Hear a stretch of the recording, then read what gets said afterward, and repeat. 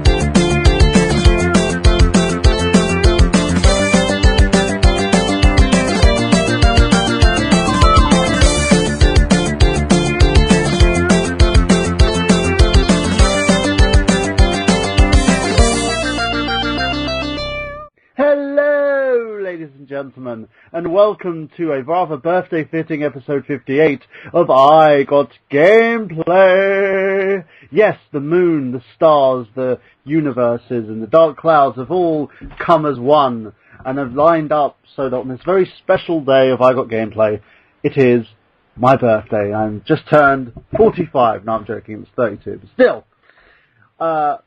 Also speaking of birthday wishes today, we have a very huge show going on because we are talking everything Zelda. And yes, the reason being because of the awesome Samantha Jennings suggested it, and we decided to roll with the punches, of course.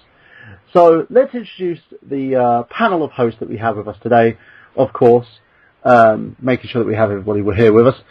We have first Mr. Untitled Movie Reviews himself, a gentleman who has his own show Thursday nights, live at 8 p.m. here on the Retro Unlim Network. He is the man, the myth, the legend, and also someone you wouldn't want to meet in the back of an alley because he'll cut you.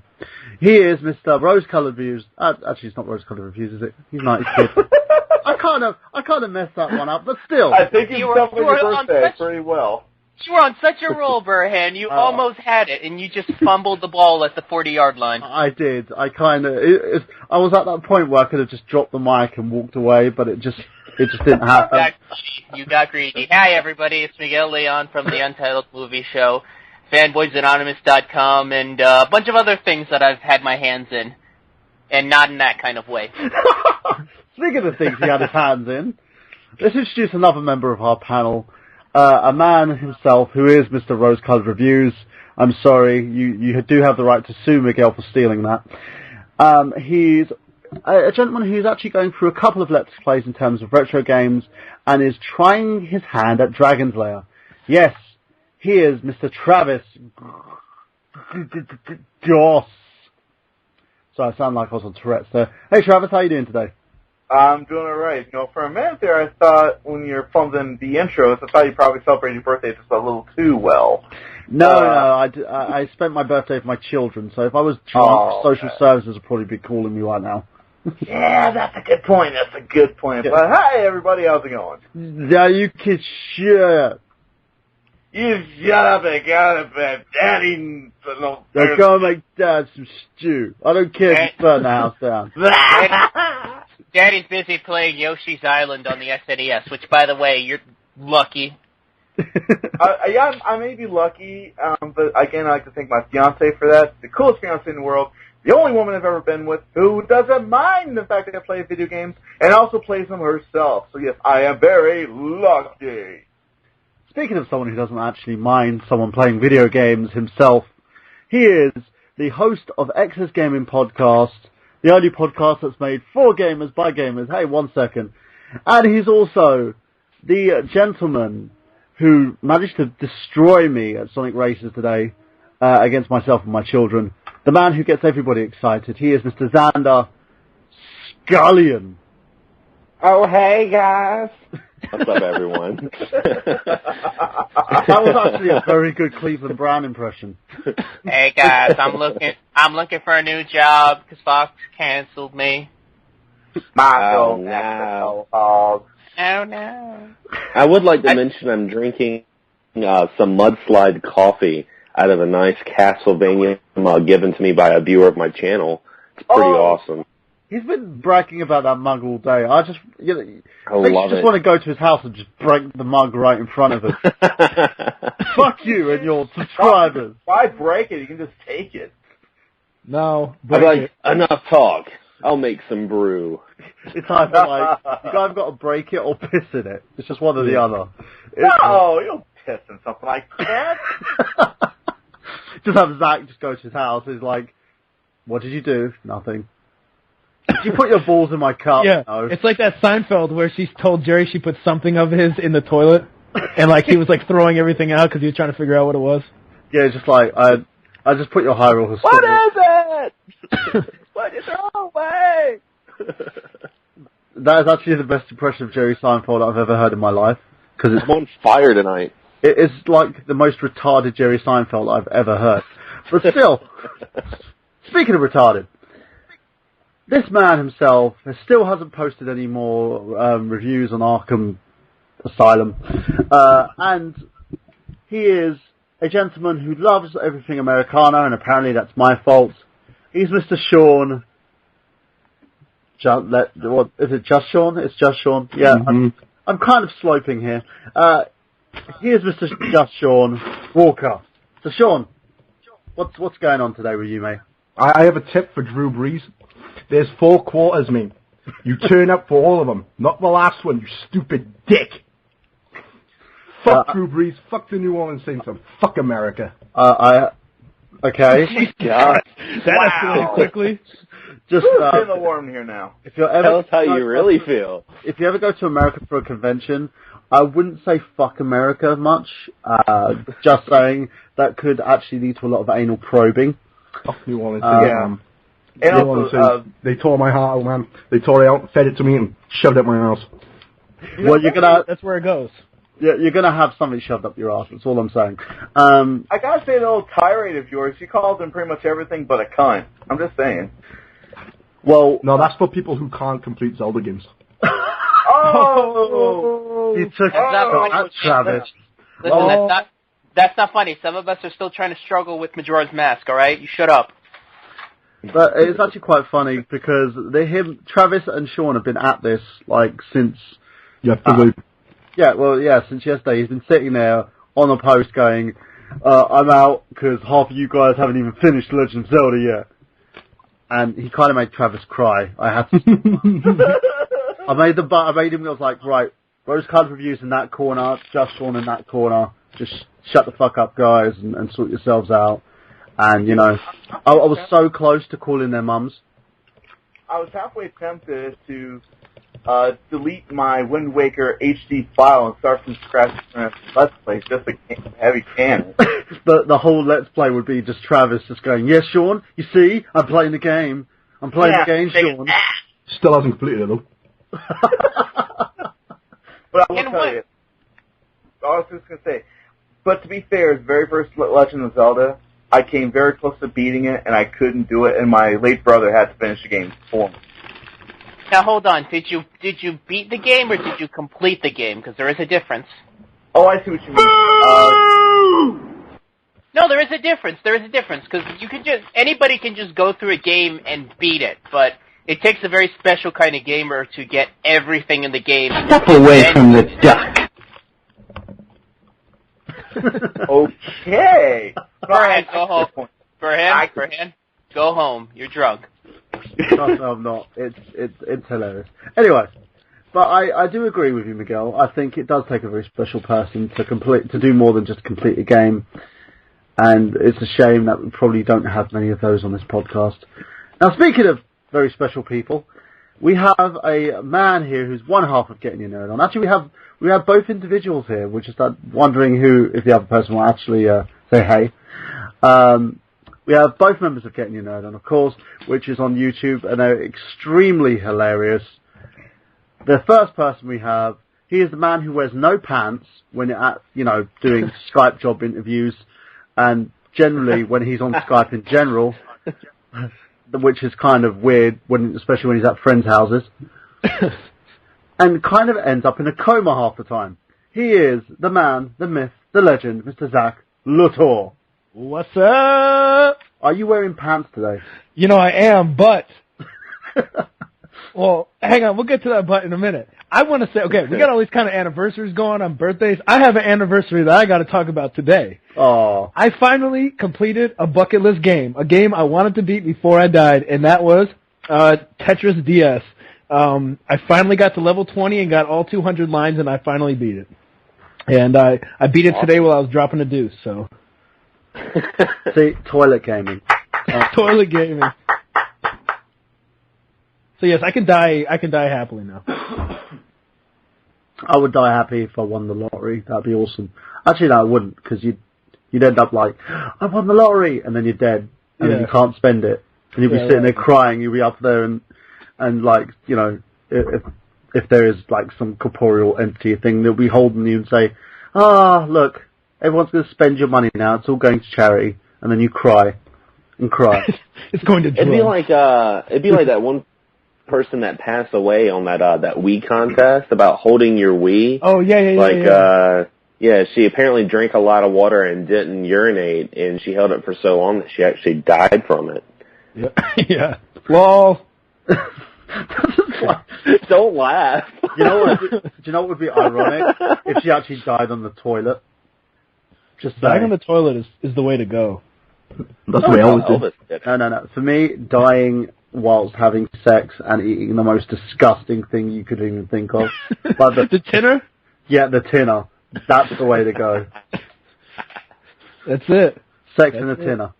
And speaking of Christmas tinners, we also have the other half of Getting Your Nerd On. She is awesome and can probably kick our asses to no affiliation. She is the lovely Kylar Dipietro. She could probably throw a ball like Drew Brees. Now, probably not going to answer us because she's probably busy working or some other stuff. So, Kylar, if you're around... No, there you I'm here. Hey! Yes. What are you up to? You caught me. Yep. Not much. Kind of working, actually. Ooh. But not really. Not really. That's great. To Kylar's boss, she's not really working. Yeah, well, that's the thing, is I am the boss, so I'm not working. Oh, you are the boss. That's easy. Like a bow.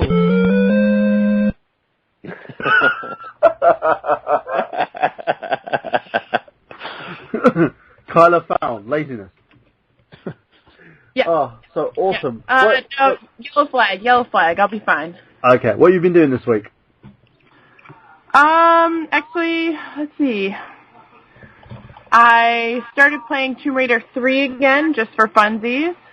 And Just for the lulz. Whoa. No one has fun playing a later era Tomb Raider game. You're lying. I've tried. Those games are not fun to play. You know what I did do? Just because in my past I've actually beat it. So I was like, what I'm going to do? I'm just going to screw around. So I used the codes, ran it all the way through the game, so I have all levels available and all weapons available, so I can just toy around and have a good time instead of being miserable trying to, I don't know, relive it. Huh?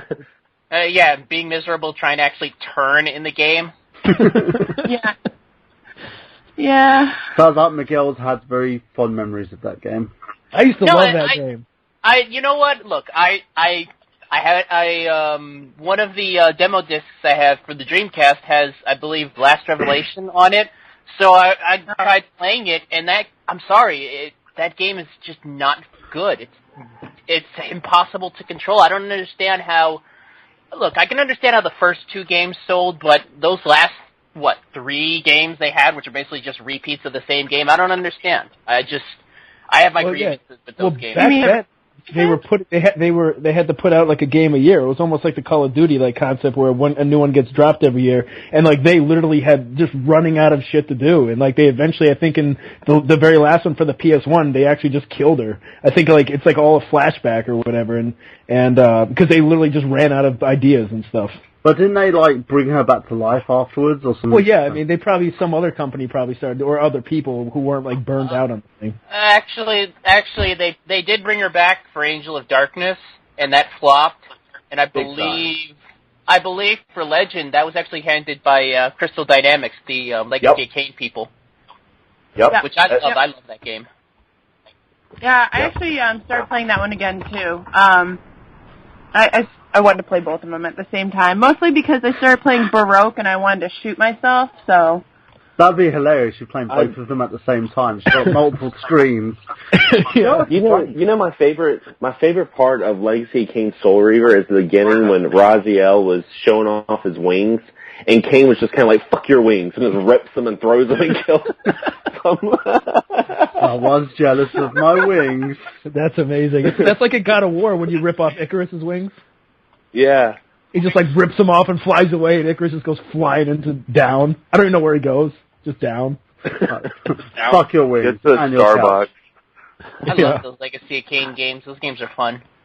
They are, but they need to bring those back. Yeah, very much so. But I'm kind of glad that they haven't. It's like, I wouldn't mind a HD collection on those, but at the same level, I wouldn't really want them to reboot the game. Because it would just be a game full of quick time events. Yeah, I wouldn't want them to reboot it ever, but I wouldn't mind seeing a collection of them. Very, very true. Kylar, you're repeating again. Wait a minute, did we even introduce her yet? No, we haven't as of yet. I'm leading up to her. I actually have to go, but I'll catch you guys later. Bye! Bye! Bye, bye, bye, bye. Peace. Bye. Okay, I was actually going to introduce Sam, but she... Bye!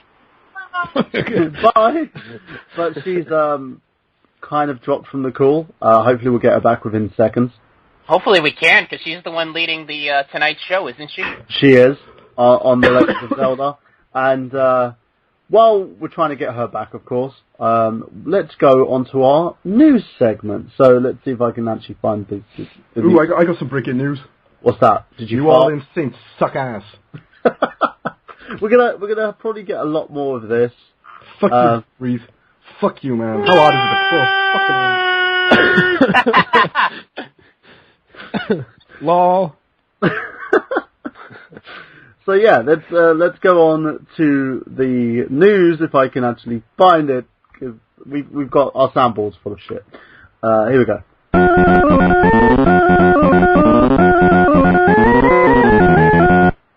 So Sean Walker, what's in the news? I just told you. New Orleans Saints lost. Yeah, I mean gaming stuff. We don't want to hear about your... No one cares about the football thing. And that's kind of weird, because Americans usually like, football! Football! Football! Steam machines. Steam machines. Do you actually mean steam machines, or do you mean someone's giving you a steam? I want a steam, and I want a steam machine. Because you know what a New York steamer is, don't you? No, it's a Cleveland steamer. A Cleveland steamer, there you go. I was corrected. I do not. Okay, we'll talk about it later. No. Yeah, let's not... We'll have that Birds and the Bees chat later, Sean. Yeah, let's not alienate half our audience. Is it like Two Girls and One Cup, is it? Kind of. Close. I was turned on when I first watched that. Anyway, let's go on to steam machines. Let's talk about steam machines. There's too many of them. There's a lot of them. Yeah, there is. I want a £6,000 one. Okay, do you want to tell people what these machines were and how they got debuted? At some point? Pass it to someone else. I'm passing the ball like Drew Brees should have done to Okay, ladies and gentlemen, steam machines, basically what's been happening at the moment, at the, is it the CES event, I believe? Consumer Electronics Show, yeah. Yeah, Consumer Electronics Show. They've introduced a huge load of prices in terms of steam machines. And they've started with the highest, which was an Alienware box and then went down to, I think the cheapest is a $500 system. Now I want to throw it out there to the panel here, because I've talked about this as a fair deal on the Excess Gaming podcast, which you can also catch here on the Retro Unlim Network, cheap plug. And I want to throw it out there to the panel and ask you guys, what do you think of these? Do you think these Steam machines are really that necessary? Because truthfully, you could actually purchase the parts yourself and put together a nice little working machine that plays Steam. Anyone who's savvy enough to use Steam as an OS is already going to have their own computer already built to fully utilize Steam. I don't know who they're targeting at this point, because with the price tag like that, they're not targeting the common folk. You know, and like I said, if they're trying to target the hardcore that would use Steam, they're already hardcore enough to use Steam. They'd probably have a computer already built that can handle the system. So I don't know who they're trying to target with this business move. I mean, it just seems like, I don't know, you know, if it was the case where they're testing out SteamOS to maybe as a cheaper alternative to Windows, because I know that's what a lot of the OEMs want. They want a cheaper alternative so they don't have to pay Microsoft for licensing for shipping computers with Windows 8. Fine, but you do that on a cheaper model first. You test it out on much more accessible waters and then move up to your more high concept stuff. You don't just throw it out there on the $1,000 systems and expect people to pick it up. Let's say that. Thinking of hardcore, I just want to bring her in at the moment. We have, returning on the show, one of the hardest working members of iCloud Gameplay, and also one of the most awesome females on the planet, apart from Kylar, because Kylar would kill me if I said that she wasn't awesome. She is the host among hostesses, Miss Samantha Jennings. He's so sweet. He's so sweet. Oh, I am. I know. I'm awesome. I know how to do it. So, Sam, what do you think about the whole Steam machine thing? Do you think is there a relevant market out there for this kind of thing? Because it just seems like hyped up PCs. I honestly have no opinion on this because I have not been a PC gamer since 5 years ago. So, you know. As a console gamer, though, would it attract you to this sort of thing? Because it's got some weird little beatboxing pad thingy. I'm not 100% because I mean, I'm eventually going to get back into PC gaming, but it's a slow going process because I essentially have to rebuild a laptop to get that again. But I don't know. As of right now, I have no interest in it. But who's to say later? You know, depending on what the reviews and what people have said from actually experiencing it, that may change my mind. But as of right now, I really don't care. I like that. So yeah, Steam, fuck you and your couch. There we go. Straight from Sam Jennings here, people. But I will say this though about the Steam machines. I think I see the reason why they're doing this because they are marketing this to the hardcore Steam users because these games you get from Steam they do take up a lot of space in your computers. So I can see why they would go ahead and come out with a standalone unit. But do you think they're kind of color code visioning themselves in a sense because they're releasing about 13 different handsets, 13 different sets? 13. Oh yeah, 13. I mean, at that point, it's just like, why would anybody be? I'm sorry, I hate to say this. Who would be stupid enough to plunk down $6,000 when that machine can very well hold the same amount of memory as one of the smaller devices? Well, apparently Sean would because he wants an Alienware one. Well, Sean's in a league of his own. That's besides the point. Zinger. I'm just messing. But, Listen, the way I see it, if you're spending $6,000 for a pre-built PC, you're doing it wrong. You don't spend $6,000 for somebody else to build you your computer. You spend the $6,000 and you build it yourself. It's kind of like, you know, it's basically to nerds what tuner cars are to rap stars. You know, it's that big expensive thing that you can build yourself and make pretty and put spinning rims on and, you know, although in our case spinning rims is, Burhan, what would be the, what's that noise in the background? That's Sam. Sorry, that's me. She's trying to sort out her position. Yeah, but go on, Miguel. Burhan, what would be the PC equivalent to spinning rims? What would that be? Like in sort of like, you know, like a PC accoutrement, you know? I just feel like you're looking at one a with cooling like liquid. fan.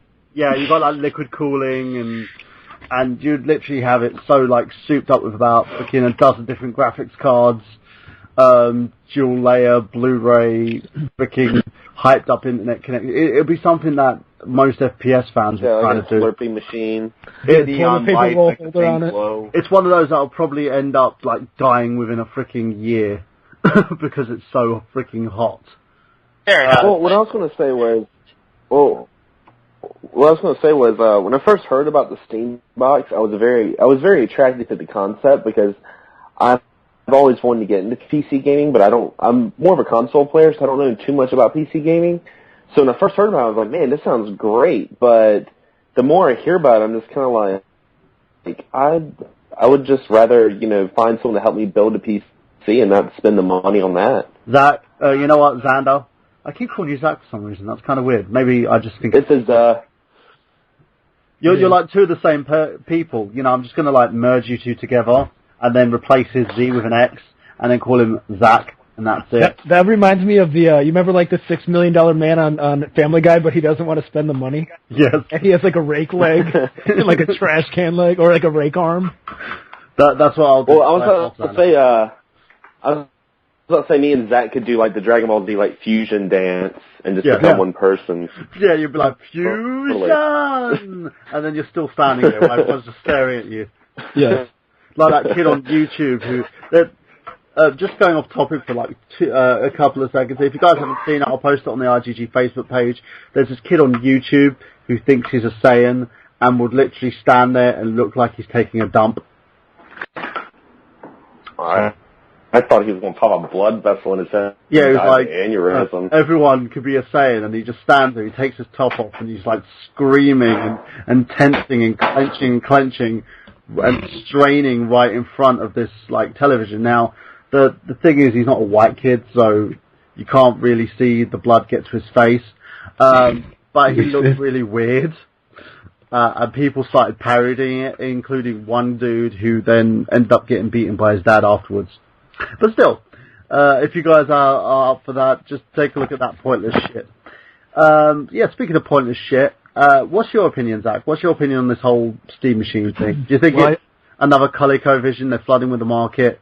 That when we first were talking about it, when someone first brought it up, that's exactly what I thought of, flooding the market with so many different things. And when I saw it, I couldn't even really keep track. I saw this about a week ago, and I was just like, I'm not even putting in the time to read all the differences. I personally don't care. I'm just gonna scroll it. Yeah, but yes, it's too many things. I don't know how anyone's going to keep this stuff straight. It really big. It was like Sean, were you picking the Alienware one just by brand, or you liked what you saw like on the spec? Oh god, no, I'm not going to get the Alienware one. Fuck that, that's low end. Then no one is talking about anything else, whatever. So I don't know like if people are going to buy just because of maybe they like a specific brand or what, but I don't know. There's too many things. I don't know why they did this. And first of all, even 500. Okay, so you have like PlayStation 4, which is $400, Xbox One, which is $500. You can even go to 100 and get the Ouya or Ouya, or however the hell you pronounce that thing. But I think 500 as a starting point is pretty high. Didn't they also release like the apps for Steam on televisions now as well? So what's going to make me want to? If something's really accessible, like I can go on a PC, I can go on a television and use the app. Why the fuck am I going to buy your machine? What is so appealing about this thing? I have no idea. I think the idea of a Steam box in general is a good idea, and I like the fact that they were doing this and kind of putting themselves, even though it's still like a PC type idea, but in the idea of like a home console, I think was a great idea. But when I heard about this, I was just like, stupid, too many things. They're gonna ruin it. Well, I wouldn't say it's going to be a bad thing, because when you think about it, a lot of people are confined to playing Steam games on their computer, and I see why it could be a good thing to have the chance to play these games on a bigger TV, which is pretty cool. Now, of course, you can still connect laptops up to your monitor, your LCD HD TVs. I can see that. But, this might be a good thing. I think we're just, kind of harsh on it right now because of the different flavored varieties of the system. Yeah. No, what I was saying was I think the idea of a Steam box is a great idea.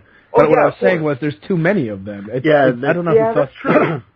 They're kind of overkilling the system in a sense, and it's like that when you're marketing a system, like with the release of the PS4, the Xbox One, the Wii U, each individual system had to have something like a gimmick that would draw you to that system. The Wii U being tablet, the PS4 being the lack of third-party support at the moment, the Xbox One, the ability to watch anal porn.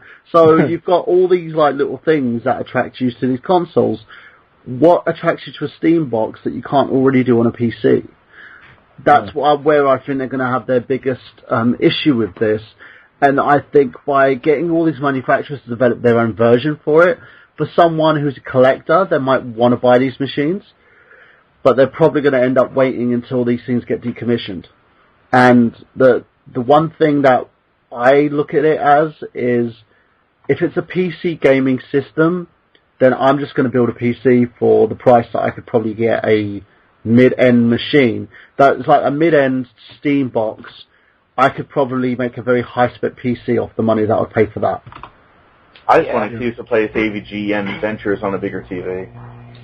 See, I like I said, I think the market they need to be targeting isn't the specific computer brands. I think honestly, if Valve really wants to make money off of this, like the Steam OS, which is what these things are really selling, is they're not so much selling the Steam box, but really the Steam OS with it.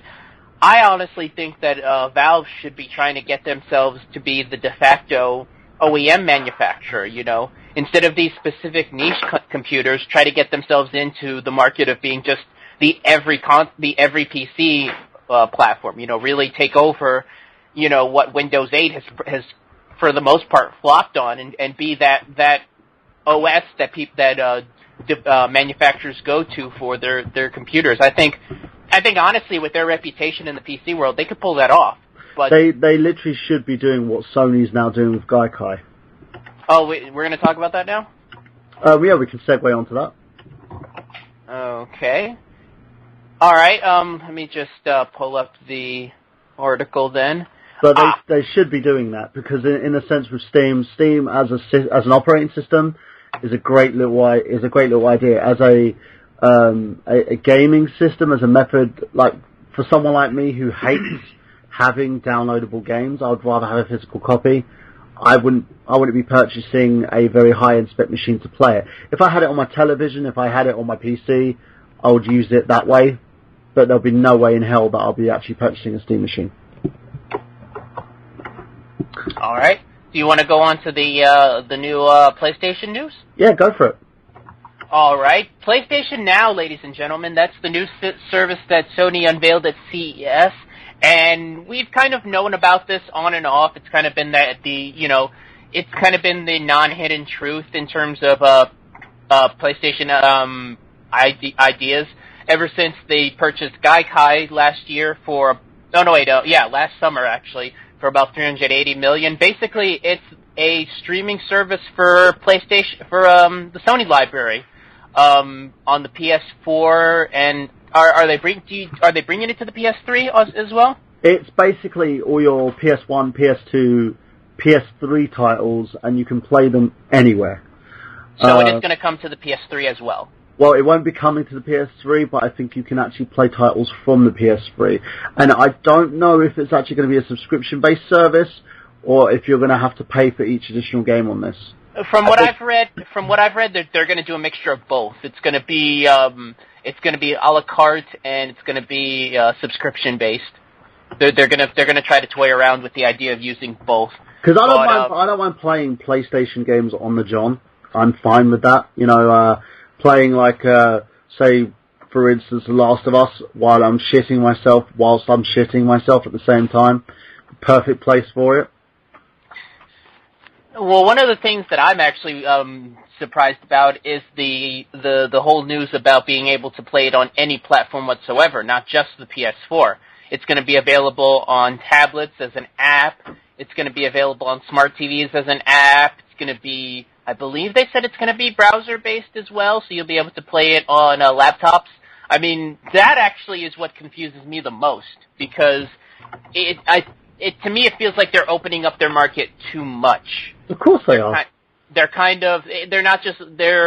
not bottlenecking it to where if you want to play these games, to play them on the PS4, which I don't know what that's going to do to PS4 sales in terms of the future, because honestly, nothing against the new modern day consoles, but, if I could just play 3 generations worth of a back catalog on my TV, I'm not going to bother picking up a next generation console. I'm fine playing PS3, PS2, and PS1 games. But that's on what my I think smart they're TV. trying to do, though. They're trying to make the console irrelevant. They're trying to make the titles, the offering for the games from the system, the big thing. I've got a funny feeling that once this is in full force, we're going to see the end of Sony as a console manufacturer. That's unfortunate. I mean, if they can get out of the, like I said, it'd be rough considering it'd be about as on par as it was when Sega got out of the market, which was heartbreaking. It was like the same thing. As I was like talking to Robman about this yesterday on Desert Island Games. It was a good thing because it needed to happen to save the company. If Sega didn't make that move, they probably would have been bankrupt by now. And a lot of it was because of loss of consumer interest and the fact that the US part of Sega were actually fighting with the Japanese part because they were doing everything they can to release newer little kits that weren't being supported. Like everything, I think the majority of Sega stuff had a lifespan of probably like 6 months. Wasn't it also management over on Sega of America? Because I believe once the main manager of SOA left, they brought in Peter Moore, and he pretty much sunk the company. At least that's what I've heard on and off. Yeah, I believe he had kind of the last decision when they were saying to him, should we go for another console? He made the decision of saying no. I believe, wasn't he also responsible for working a deal with Microsoft to work with them on the Xbox? Yeah, it was a huge conflict of interest.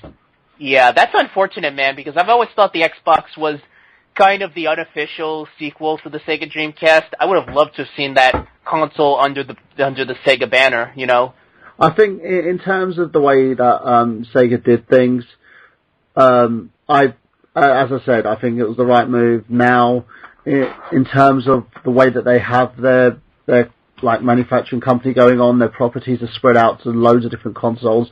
They're making the right moves, they're making the right decisions, and the fact that they've been able to put themselves in a position that they could buy out companies like Atlas, it's all good. It's all troops from there, and I think Sony are going to go the same way with this whole Gaikai service. To me, it screams like they're eliminating hardware. So let's throw it over to the panel here. What's your thoughts, guys? Let's start with you, Sam. What do you think? Gaikai. She's not listening, not answering. That's fine. Let's go over to you, Zach. What do you think? All right, so I think I was reading about this the other day. So this is just like a system that you can buy and download old games, or you can put them up if you already own them. You have to buy and download them. I believe even if you own them, you can't really do much with them. Yeah. Well, I mean, I think the system's nice. I think, I was hoping that PS4 would play everything. I was hoping also, even PS3. I was hoping, there was a picture of PS3 that says it only does everything with, a slim PS3, and I made another picture on it and I put, an asterisk, and it said, except play PS2 games, and I posted that somewhere on the web a long time ago. But I don't know, I don't want all this digital shit, and I think it's cool that it's more accessible to other people, because I know a lot of people who, for example, want to play Final Fantasy VII but don't have it, and they don't know where to get it, and they don't. But if they can download it, like my buddy Dana, he has it, and he plays his Final Fantasy games, not necessarily using that system, but using a system that they offered where you can download it and buy it from. And I mean, I think it's good for that kind of stuff, but it has no aim to me. I mean, I don't buy anything digital, and but it's a good idea, and I think they'll make a lot of money with it. Okay, what about you, Xander? What do you think? When I heard about it, it kind of reminded me of what I was thinking when the PlayStation 4 was first announced, when it said it wasn't going to be backwards compatible with PS3. I was like, they're totally going to make a stream service where you're gonna have to just rebuy it all. 'Cause, I mean, like, the way I look at it is like, think about the PS3 when it first came out. It was it played PS2 games, and then the bigger the hard drives got, all of a sudden the PS2 games disappeared, and you couldn't play them. But miraculously, we started having HD remakes being sold, and I'm kind of mixed about it. Like, one side of me is like, you know, it's cool because people can play these games that never had a chance to play them, but at the same time, I'm like, why? Why are you doing this? You know, and you can just make everything backwards compatible, and there you go. But I don't know. I think the number one answer to that one, Xander, that $1 million question is money. Oh yeah, definitely. Sam, what do you think about this? From like someone who's dealt with most of these hardware platforms, do you think Sony's trying to eliminate the use of hardware now? Yeah, I do think that in some form or fashion, just because, like, and I haven't really looked much into the PlayStation Now thing, because it's really just of no interest to me personally. But I think in the long run, you know, hardware, it's just going to become a void. Like, it's not even going to exist. Like, CDs will just be another, you know, floppy disk. They're just going to be eliminated completely. Because, I mean, you know, games are going to Blu-ray discs now, but even Blu-rays, you know, they're only going to last so long now that everything's going digital. You can just download them for the same price instead of running to a store, and which is going to kill me in the future. But I don't know. Like, I can't have a definite say on it, but I do feel that hardware is just going to vanish. You know, it may not be immediate, but it's going to happen.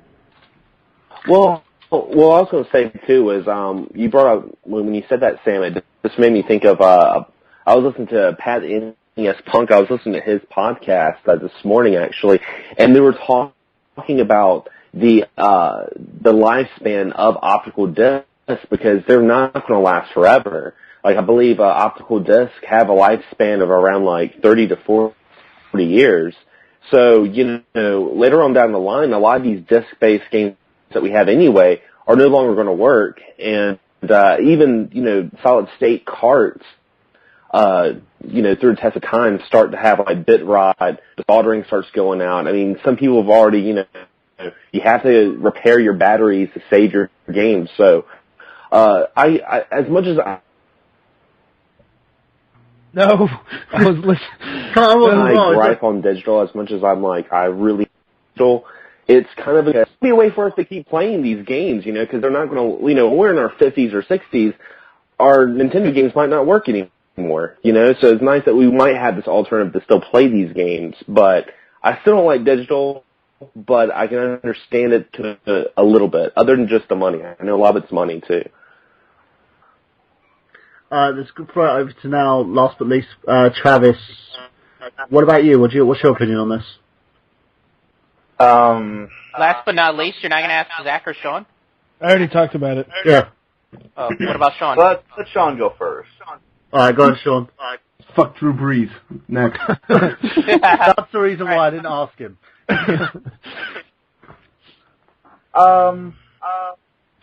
That's a great question. Because the thing is, I want to get a PlayStation 4, but at the same time, I really want a system I can play my PS2 games on, because right now, all my games are sitting on the shelf and not be played whatsoever. Xander, I think you're echoing. I'm hearing it. So what now?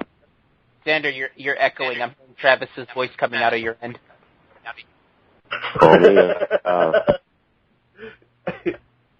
Sorry about that. Okay. All right, how about now? Is Travis in your house? Is he doing like the podcast in your house somewhere? He's doing a rose-colored Let's Play right now. It's like one of those horror films. He's in your house. He's doing a Let's Play. He's touching your shit. He's playing Dragon's Lair. And he's oh my God, no! And all right, I'm sorry, Miguel. What were you bringing up? No, I said you're good to go. I wasn't hearing an echo. But I do agree on the whole concept. It's a good idea. It's one of those things that Valve should have been considering, I think, instead of actually like producing a physical machine. Especially because of the platform that they're using in terms to actually bring out Steam as an OS.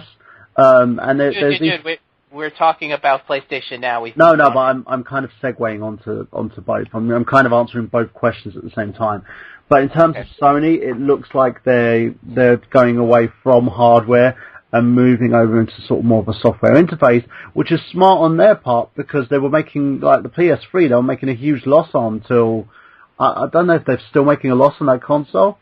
The PS4, they're even making more of a loss on it. You know, they're trying to conquer a market that they really, as a console developer, haven't been that relevant in. You know, they've been kind of a niche developer, but not really in terms of the way that Microsoft has been with their Xbox platform, or the way that Nintendo has been with its own platform, because they kind of find their own audience in a sense. So in order for Sony to kind of cut down their costs and bring out more of an alternative, this is probably the direction that they might be going in to make themselves more of a digital platform. But in terms of what this means for other gamers, and as Sam has so rightly put it, and places like GameStop, they are going to end up alienating everybody, which is going to cause a huge, huge rift in terms of like the gaming community in general. So let's move on from that and go on to our next news story. So Zach, you got anything for us?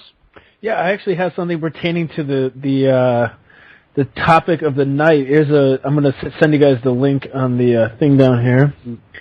And this is an article about a guy who plays video games with his feet, and this is an article talking about how he beat Ocarina of Time. And I guess there's 20 videos, and they're about 30 minutes each. And he plays Ocarina of Time with his feet. Yeah. So like if you click that link that I put down in the thing, so if you watch the video, it shows the screen, and then there's like a picture-in-picture that shows his feet.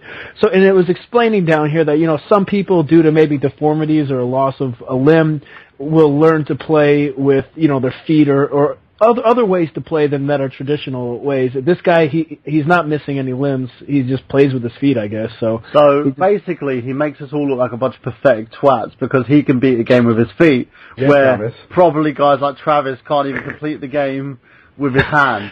Well, yeah, wow. But here's even one more. The first comment is a picture of a guy who's beating Ocarina of Time, and he's blind.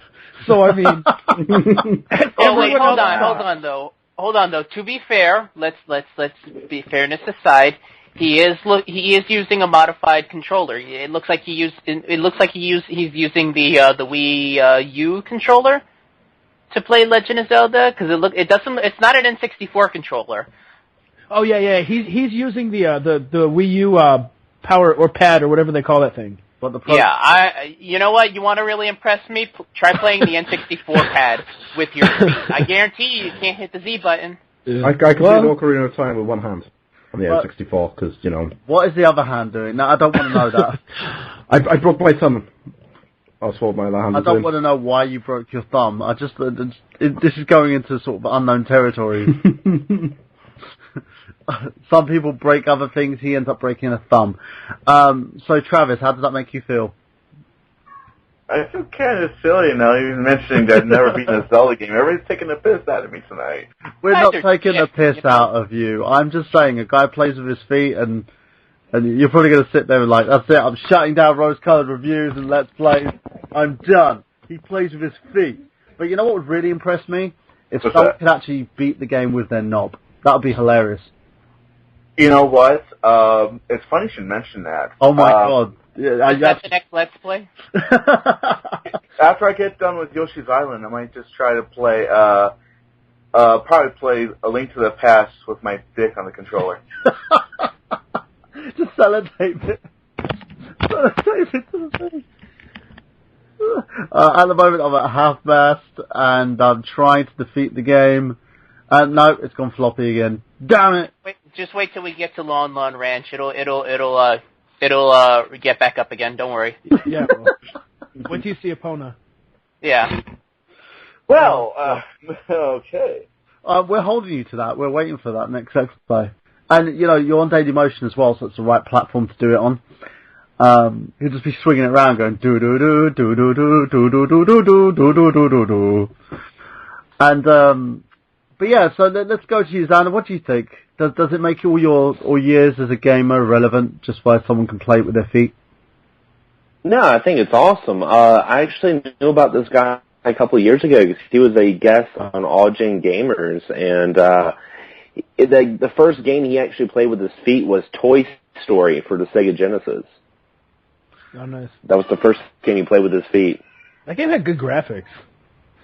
Oh yeah, it was a fun game. But yeah, I think it's awesome. I think it's awesome if someone has a handicap and they still want to game, they can still do it. I mean, that's pretty cool. Yeah, but for me, I've got my feet can pick up change. I've got kind of like ape-like feet. It's weird because my toes are like fingers. So I could pretty much try and train myself to do something like that. But in the same level, it just seems like too hard work. I just imagine you knocking over a whole box of change and just picking it up with your feet. I've done stuff like that as well. It's like, say if I'm walking somewhere, if I'm like barefoot in the house and a wrapper drops on the floor, I'm that lazy that I won't bend down to pick it up. I'll just use my feet and just pick it up, put it in my hand, and just pop it in the bin. That's amazing. Before people were just like, oh my god, that's awesome. Now they're like, try and do it with your knob. Go on. Yeah. Okay, 1 second. No, it didn't work. But yeah, no, it's an awesome sort of trait that someone could do. To me, it just seems like a lot of hard work. Sam, what do you think? Do you think a guy that can play games with his feet is awesome? I find it very unnerving and weird, and I'm oddly jealous of the situation. Are you a foot person? Do you like feet? I actually hate feet. That's why it's very weird and unnerving for me. But at the same time, I'm very jealous because all I can pick up with my feet are my pants. And like clothes off the floor if I really feel like it. But that's about it. Picking up your pants like I'm really that lazy. I'm just gonna sit there, try Pretty to much. myself. Or like if my covers fall off on the floor, I'll try to like grab it really quick. With your feet. So yeah. Do you try and like grab it from your feet using your hands, or do you just sit there and go, right, and then you fall off the bed? Well, I don't want to give all my flexibility away to the world, but Ooh, she's flexible. And she's single, guys. Go out there and get it. And there are no words. Miguel, what about you? I know you're saying that he should play with an N64 controller, but do you think this is awesome? Would you try and do something like that to impress the ladies? No, I'd use my feet for other means to impress women, actually. If we're going to talk... Date me! I'm impressed. Date me! I'm kind of impressed, in a way, but I know there are people out there that can play video games with their feet. Statistically, given how many people in the world live without functioning hands or arms, it would make sense that there are some people who have learned to play video games using their feet and toes. I mean, it makes sense. I mean, it's impressive that he can do it, but the whole idea of being able to play a game with your feet, it's not that impressive because I'm sure there are people out there who can do that. They just don't go out online and post videos of it. So I don't mean to burst the guy's bubble. It's impressive, but not amazing. So there you go. Miguel thinks you're shit. You need to play an N64 pack. Yeah. If you're going to play Ocarina of Time, you do it right, okay? You're nothing. You should get him to speed run it. Oh god, that'd be hilarious. No. The guy's trying to speed run it, and then he just rages, so he ends up throwing the pad somewhere with his feet. Yeah, he's break a toe in the process. He ends up breaking. I was gonna say he ends up breaking that joystick with his big toe. Joysticks, they're very flimsy. He's using a Wii U Pro controller. Okay. I was thinking the N64 controller. No, because Miguel was saying he'd be impressed if he was using an N64. Yeah. I'd be impressed too. So Zach, you got anything else for us? I got one more piece of news. This isn't gaming related, but apparently Todd from Breaking Bad, played by Jesse Plemons, is a very possible candidate for the lead role in Star Wars Episode 7.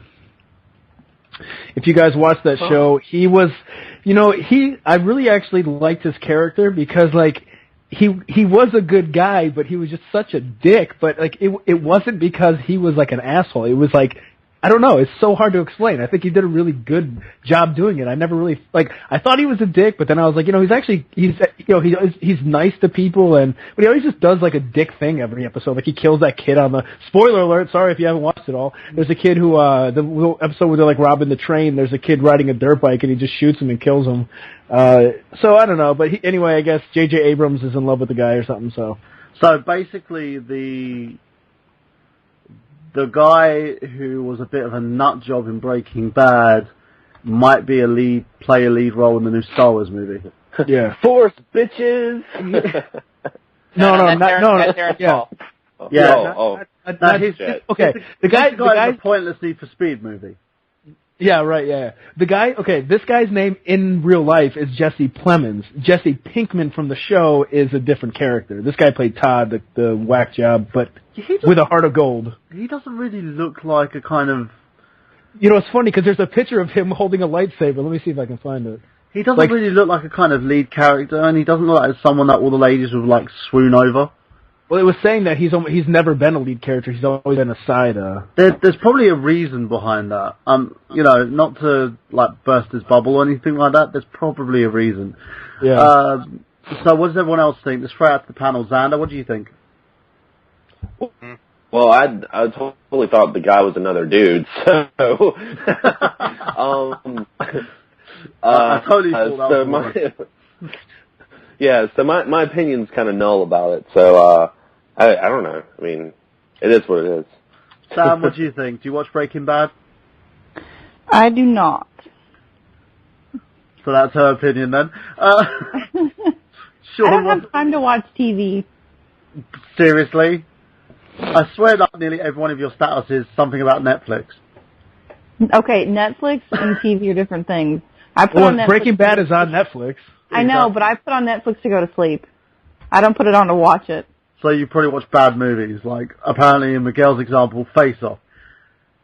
Face Off isn't that bad of a movie, all right? If you count Good Burger as a bad movie, then we can no longer be friends.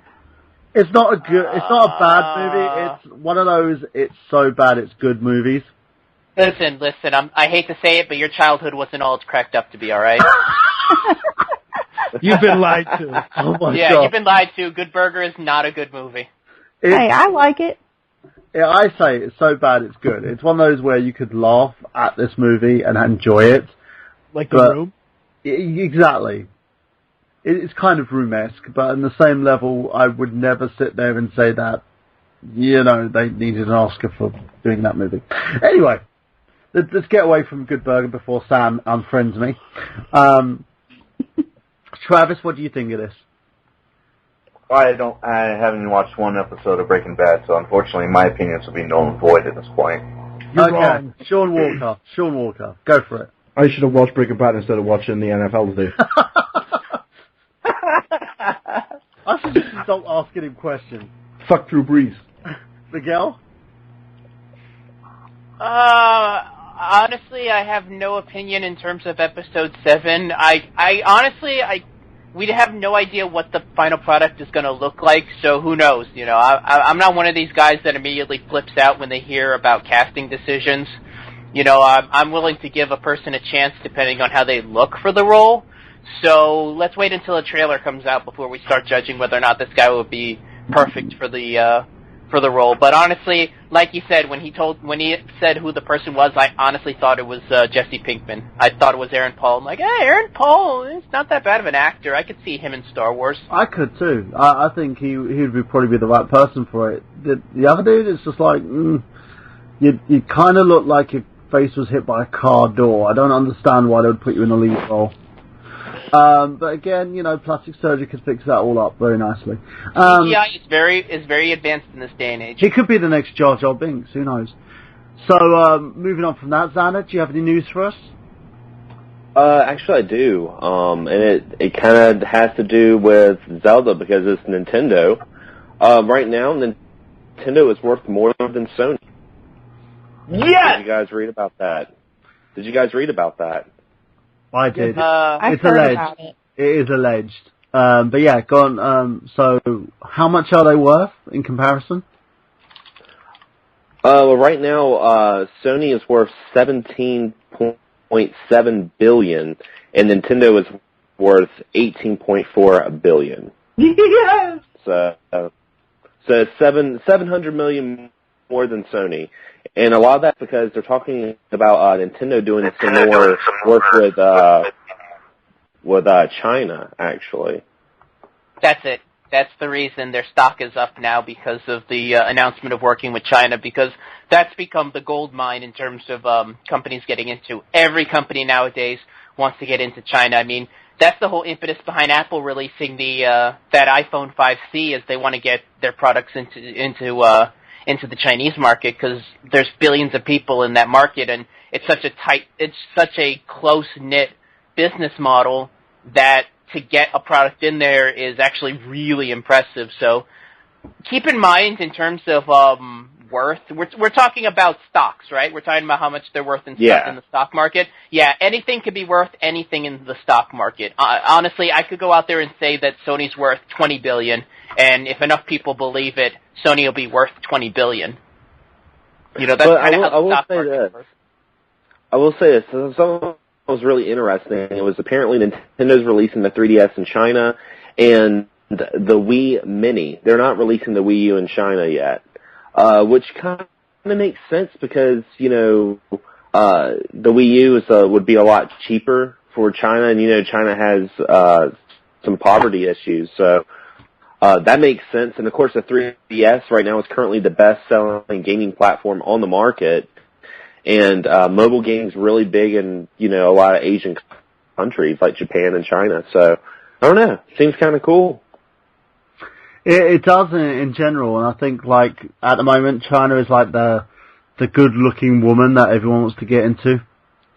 So, they're schmoozing her. Yeah, they're kind of schmoozing her, taking her out for dinner, buying her all nice things. Hey, China, how's it going? So it's a real positive for anybody that can actually get into that market. And kudos to Nintendo. I think, in a sense, they're doing what they do. They're not conforming for anybody, and they're making sure that they get the job done. So, but you will hear, it's like me and Xander frequent a forum called the Nerd Haven, and the amount of venom people spew about this article is like, that's bullshit. It's ridiculous. Nintendo aren't freaking more profitable than Sony. Fuck you. That's literally the whole argument. It's like, you can't sit there and people don't look at figures. They're like, Sony for life. Fuck you and your family. Sony for life. This is popular to hate on Nintendo. I mean, it's just what it is. It's a cool thing to do. Well, to quote William Dafoe in Spider-Man 1, people want to see you rise to the top. To paraphrase William Dafoe, because I'm completely ruining his quote, but some people want to see you rise to the top so they can see you fall. That Nintendo was the biggest name last console generation with the Wii. Now it's like laughing at the smart kid because he failed the test. The Wii U isn't performing as high as the Wii is, so people are judgmental about it. It happened to Sony with the PS3. When the PS3 first came out and was trailing behind the Wii and the 360, people were like, "Oh, Sony's dead. Blu-ray's going to be a failure." Well, we can actually see the reason behind why Nintendo did what they did, and it's a smart move in terms of the Wii U. The fact that the company itself has managed to now catch up to like Sony and Microsoft in terms of its core titles. They've got a lot more games coming out. It's a good thing, and Nintendo's going to probably have a very good year in 2014. So let's throw it over to the panel here. Does anybody else have any other news for us? I do. All right, go for it, Miguel. No, this needs to be said, though, because it is probably the most anticipated sequel to a video game in history, and I think you all are going to be very, very happy to hear. Is it Burger Time too? No, it's greater than that. Shaq Fu 2. What? No way. Oh, yeah. Yeah. Oh, yeah. Shaquille O'Neal recently did an interview with GamerFit Nation, which I believe is I have no idea what that is, but they asked him about the possibility of seeing a Shaq Fu 2, and he said, yes, we're actually working on it right now. It looks great. Okay. And you guys will be, wait until you see it, was basically his ending phrase. And at first people thought it was a joke, but the company that runs his website, Mine Oh Mine, actually filed a trademark last year for Shaq Fu 2. So there is a chance from what he's saying that they are making a Shaq Fu 2. Sam, kill me now, please. Just kill me now. I will go on record and say that I actually like Shaq Fu. No shit. I actually like it. Just use your feet, Sam, and strangle me. Just strangle me to death. It's one of those games. It's one of those games that people love to hate, and it's like the black sheep of fighting games. But it is bad. But at the same time, I like playing those games that are so bad. It's like watching a bad horror movie. You just laugh about it. You don't take it seriously. Say that to the New Orleans I'm Saints. excited. Go on, Sean. Say that to the New Orleans Saints. It wasn't funny. Oh, it was awful. Oh, you play. Oh, Tonight's show is sponsored by Sean Walker's Rage. So yeah, Sam, what do you think of this? She's speechless, apparently. I think she is. I think it's just ended her life. She's just like, oh my god. It's going to lock the shock of hearing that Shaq Fu is getting a sequel. Probably going to go pre-order it. She's probably wondering about pre-orders right now. She's doing it right now. Yeah. She's probably phoning her boss going, is there any pre-orders happening for Shaq Fu? Travis? Oh, actually, we don't even know anything. I was going to ask what this is coming out on, but no one even knows anything about this game. I bet you 9 times out of 10 it's probably going to be Ouya. Any money. Travis? I'm actually on eBay right now. I'm going to purchase a copy for the Super Nintendo because I got the version on the Sega Genesis. Dude, the shipping you're going to pay on that game is fucking too much. Like, that game is worth a penny. I don't give a damn. You even paying $1 for the game plus shipping is too much. What's up? Yeah, dude, in all seriousness, I saw 2 copies at my local flea market. Just find a flea market in your area and pick up a copy. And they will probably pick up a copy for you, and you just pay them the balance. Yeah. If someone, I'll just throw this out there. Anybody's listening and really wants so badly to part with their Super Nintendo version of Shaq Fu, send it my way. I will do a 3-part Let's Play of that game. I'm saying it right now on the show. If I have to write it in blood, I promise you, anybody sends me a copy of Shaq Fu for the Super Nintendo, I will turn it into a 3-part 20-minute episode per part of Shaq Fu for the Super Nintendo. Mark my words, I'll do it. Why don't you just use an emulator? Fuck the emulator. I don't emulate. I don't pirate. Oh. It's got to be an actual copy. Travis, well, you said Travis, whatever. I use an emulator all the time. I emulate all day, man. All good. Yeah, go on. But I don't do that. It's got to be an official copy. Well, just do the Genesis one then. Well, you have that. Go on, Xander. No, but the Super Nintendo one looks prettier. Oh, God. It doesn't matter. It's like saying this turd is nicer than this one. It's all turds anyway. It is true. I know, but I'm serious. I'll do it. I saw that game at a charity shop for like $2, and I thought that was too much. Yeah, exactly. You could probably buy something and be like, yo, can I just have Shaq Fu? I bought something at a store, and they had a copy of Blitz, and I was like, can I have that? And the guy just gave it to me. So, like, those type of games, though, like, not that Blitz is a bad game, but, like, ones that don't have any value, they normally would just be like, take it. They're not going to sell it. No one is in the market for Shaq Fu. Apart from Xander. Apart from Travis. I'm going to try. Here it is on eBay. It's $16 complete with instruction booklet. I'm going to buy it live right here on the show right now. Christ. Dude. And speaking about stuff that just doesn't need to happen. and poor decision choices. Go on, I was going to mention one thing. Everyone always talks about Shaq Fu, but no one talks about Michael Jordan Chaos. I actually like that game. I like that one. Well, that game is Michael not Jordan. bad. Michael Jordan. Doesn't it have the coolest cover? Dude, I love it. The coolest cover ever. I bought that and I liked that game. I thought it was good. Yeah, but kind of like Shaq, though, is a bit of a media whore. It's like when you think of Shaq, you think of, I don't know, Kazam, Steel. His rap career. Yeah, and everything he decided to whore his face out on. So when you see Shaq Fu, it's kind of another one of his things that he's whoring himself on. And hey guys, making the Shaq Fu. Yeah, and you know, I think it's the arrogance of the title. Like his name had to be in the fighting style or whatever the hell it's supposed to be. Hey, I know my own variation of Shaq Fu, and it's called Shih Tzu. You know, I was reading something about Shaq Fu and Michael Jordan Chaos in the Windy City. And the reason that they were not in NBA Jam or Tournament Edition is because they were going to go and make their own game, which we know what came out. We're going to make our own game. That's not technically true. Oh, no? Okay. What is it? Why were they not in NBA Jam?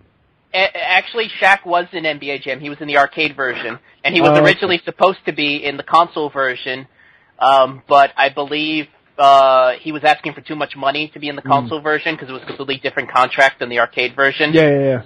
So they left him. They didn't even take him out. Technically, he's still in the cartridge. If you hack the home console versions, he is technically still in the game, but they made him inaccessible. But he was technically in the arcade version. And the same thing with Jordan. Jordan was just way too expensive at the time. I mean, it's Michael Jordan. That's why it took him until the mid-2000s for EA to get him for NBA Live, I believe. Or no, wait, was it 2K or Live that he made his console debut?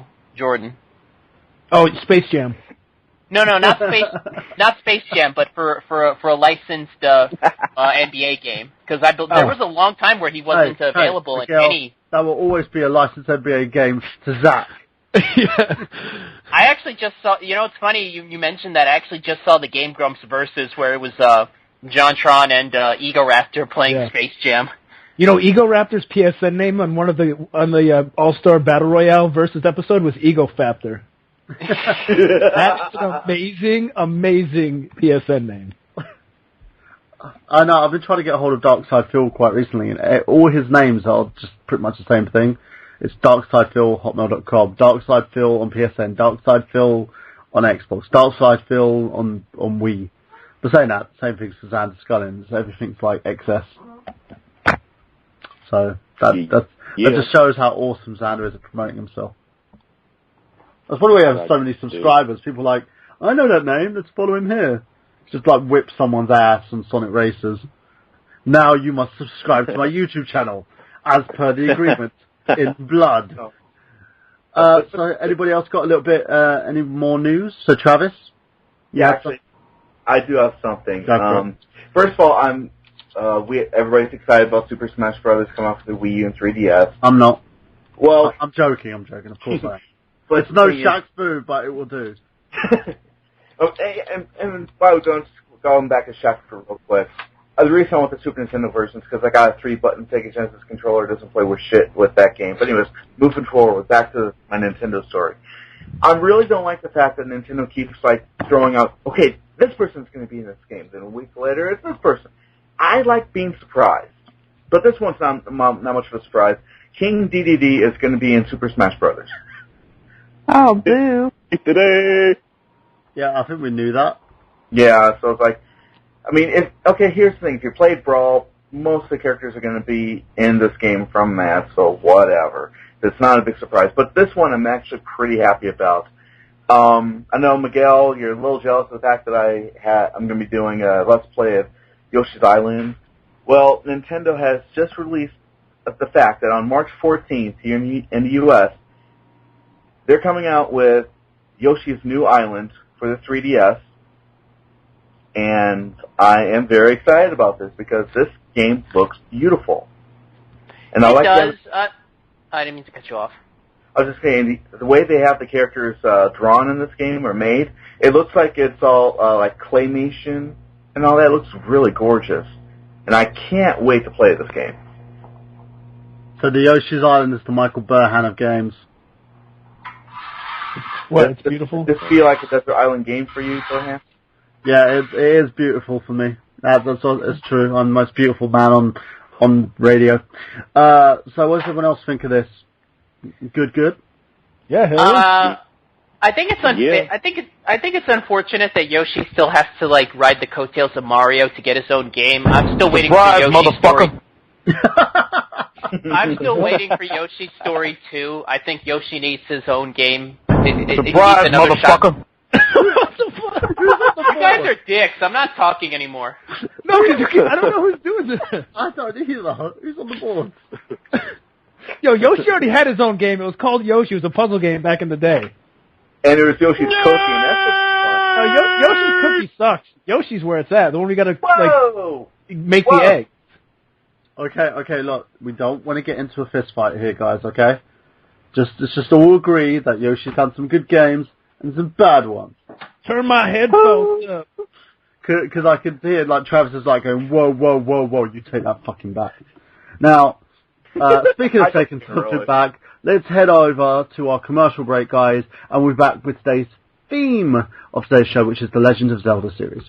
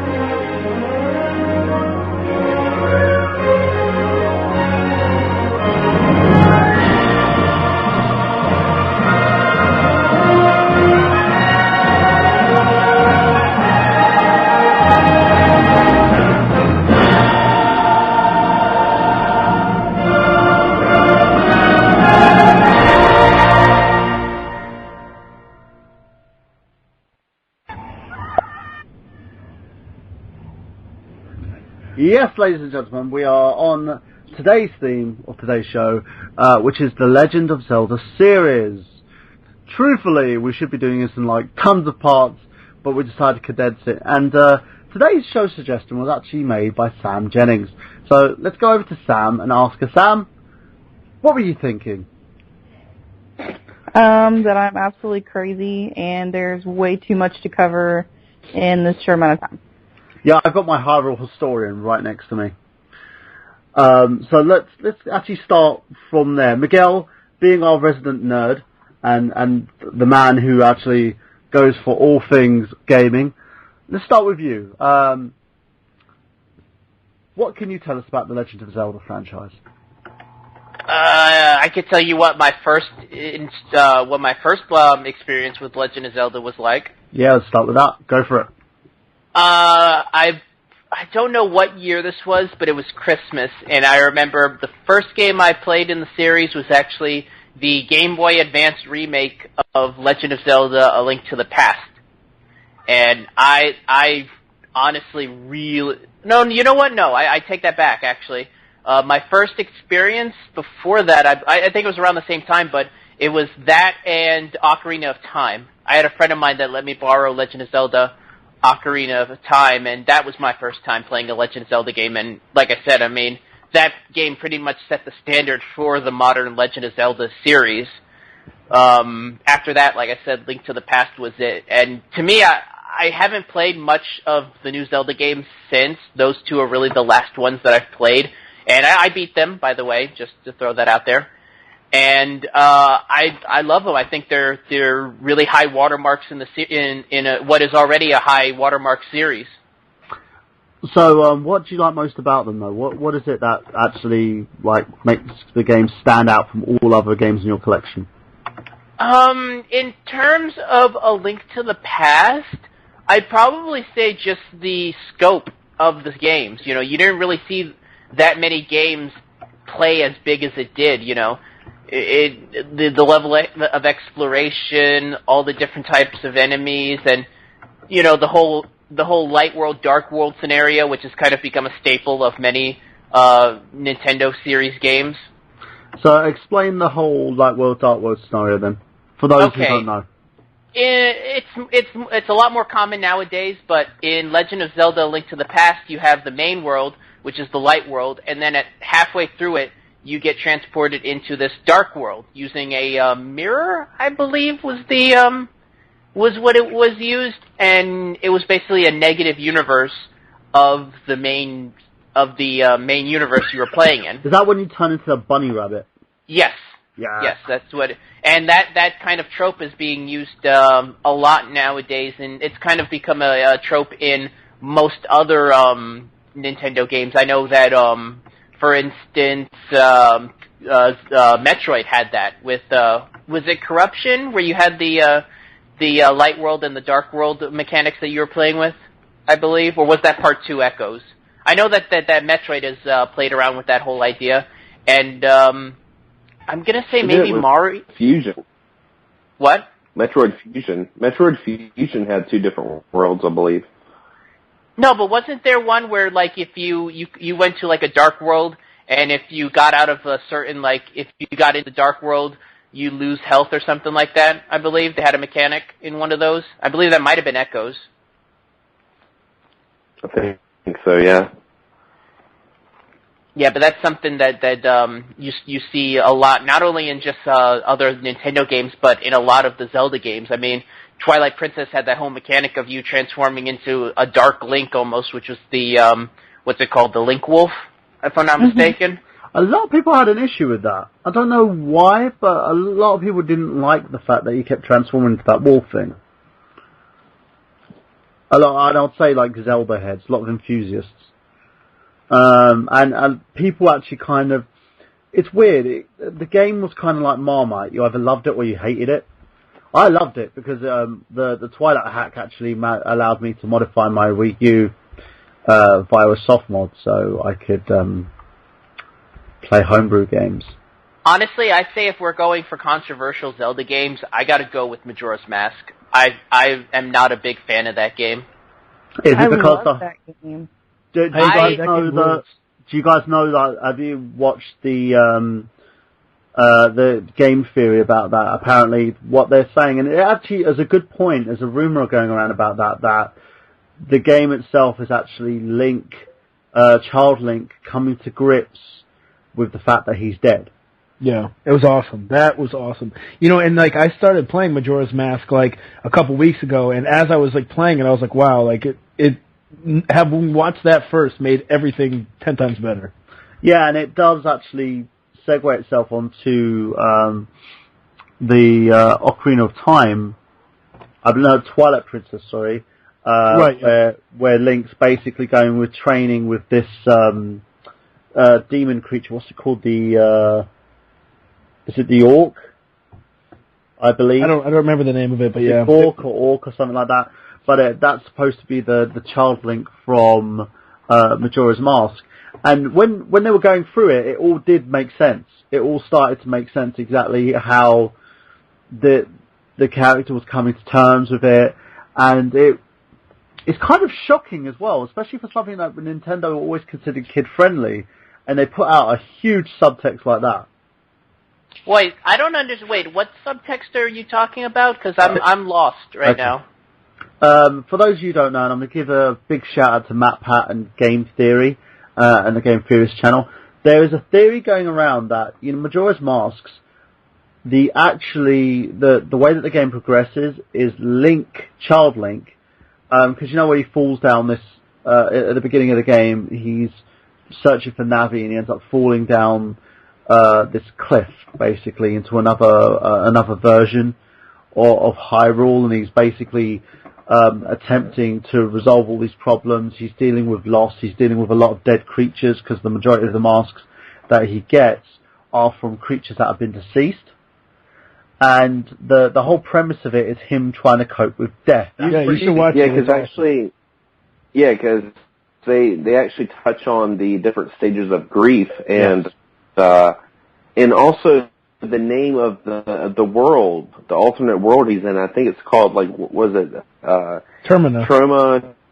Termina, which sounds a lot like Terminal.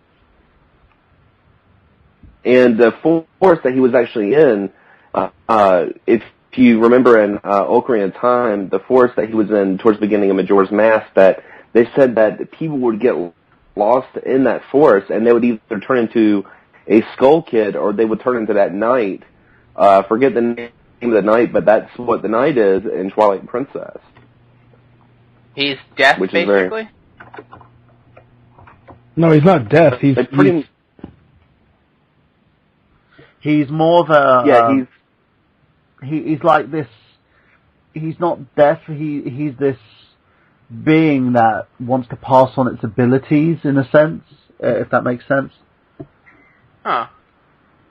That's interesting. Like I said, I've never seen any dead subtext. Honestly, I saw more of a Groundhog Day aspect where, Link is basically going through these same 3 days over and over again until he gets it right. Mm-hmm. Which is honestly what annoyed me about Majora's Mask, because I'm the kind of player I like taking my time when it comes to exploring, and the whole 3-day, just being strapped for time so strictly in that game. It annoyed me that I had to rush through it to get to certain aspects of the game, and I don't know, I was not a big fan of that. I like to take it easy when it comes to my Zelda games. It's a very, very weird premise, and I think if you look at it, it does make sense. Everything about it actually adds up.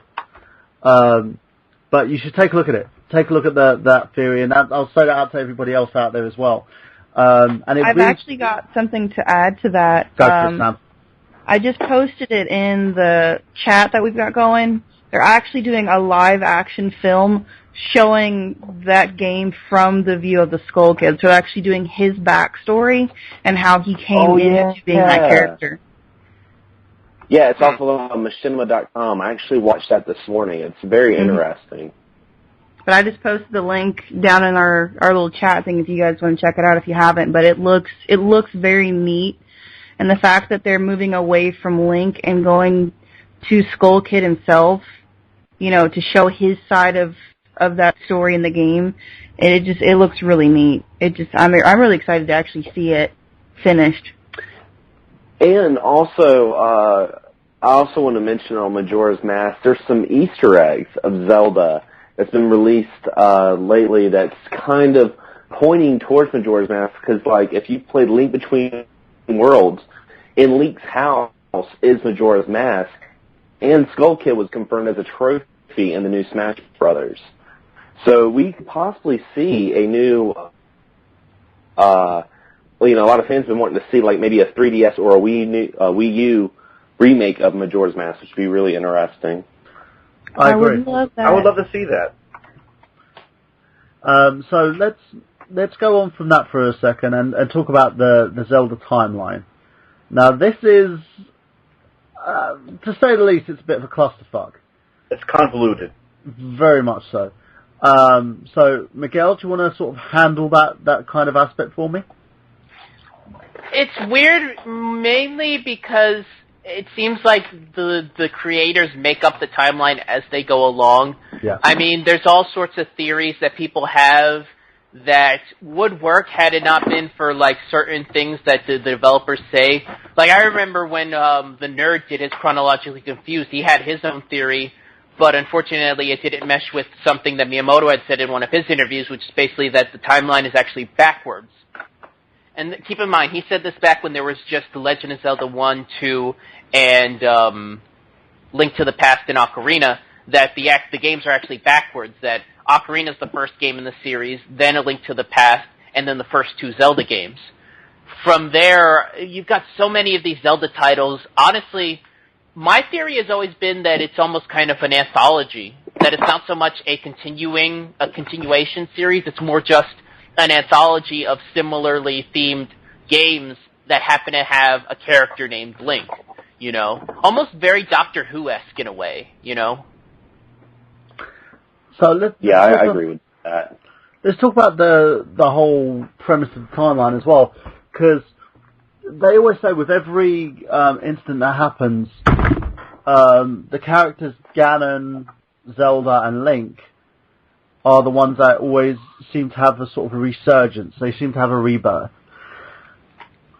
And with each of these characters, it kind of leads into the next universe. Like you've got the hero's death time, so the hero loses timeline, I think it is, where Link loses to Ganon, and it leads into a whole sort of set of games. I'm trying to bring the timeline up as I'm saying this. Then you've got the hero succeeds timeline, and he goes back to being a child again, and that leads over to, I believe that's the same timeline as Majora's Mask, isn't it? Am I wrong? Yeah, because Majora's Mask happens right after Ocarina of Time, but from the child Link perspective. Yeah. And then we've got I believe, the other timeline. Here we go. I've got it up here. I really would look in my book, but I'm just sitting there thinking, don't really want to go and find the page. It's easier this way. Then we have the Okay, it's loading slowly. Oh, here we go. Right.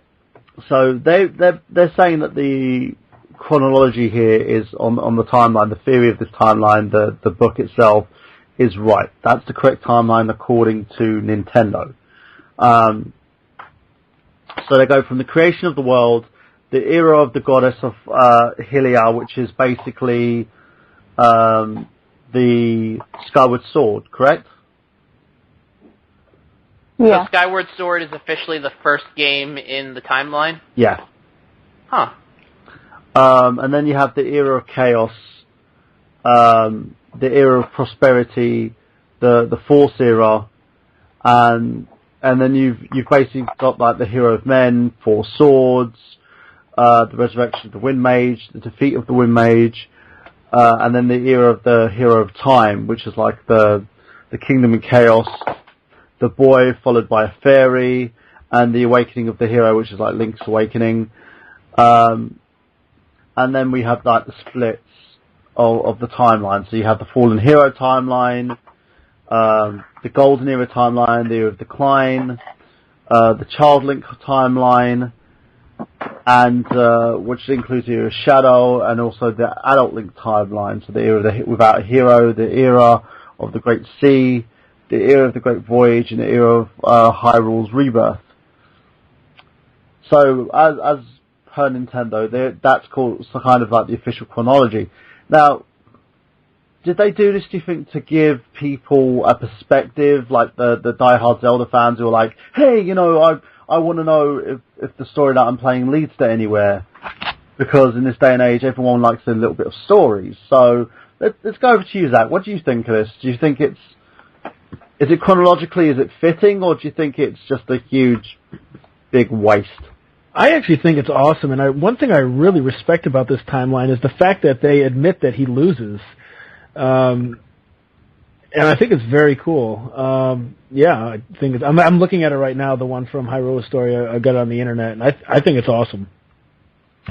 Awesome. Okay, let's go to, while we're doing this, to experiences, and then we can talk about the games individually. So, Travis, what was your first experience with this game? And which one are we talking about? The Legend of Zelda series. Where did you pick it up? I picked up right from the very beginning, when the game first came out.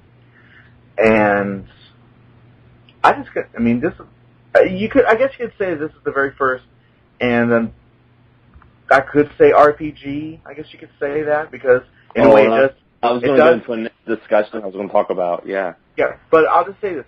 It's RPG without it really being an RPG, you know what I mean? It takes place in this fantasy world, and it's the classic story where the guy is trying to save the princess and all that. But the experience of this game was just something that, even if I play it today, it still takes me back to the time when I was a little kid, parking in front of my Nintendo and just going through this game like it was just one of the coolest things in the world, and it still is today. But that's the thing too, is a lot of people argue, is this an RPG or is it just a straight up action game? And the way I look at it, it's a bit of both, really. The only one that I actually think is an RPG is Adventure of Link. Yeah, Personally, that's true. IMHO. Yeah, that's true. But overall, the series, it's a bit of both. Both types of game types are represented in this series. Okay. So let's go over to Samantha here. Sam, what was your first Zelda game you picked up? My first one was, oh gosh, I think it was Ocarina of Time was my very first one. I actually finished that one with my dad. God, that was so long ago too. Started with that one. That was one of my absolute favorites. And then picked up Majora's Mask. Never finished that one because I got so frustrated with that game. It drove me crazy.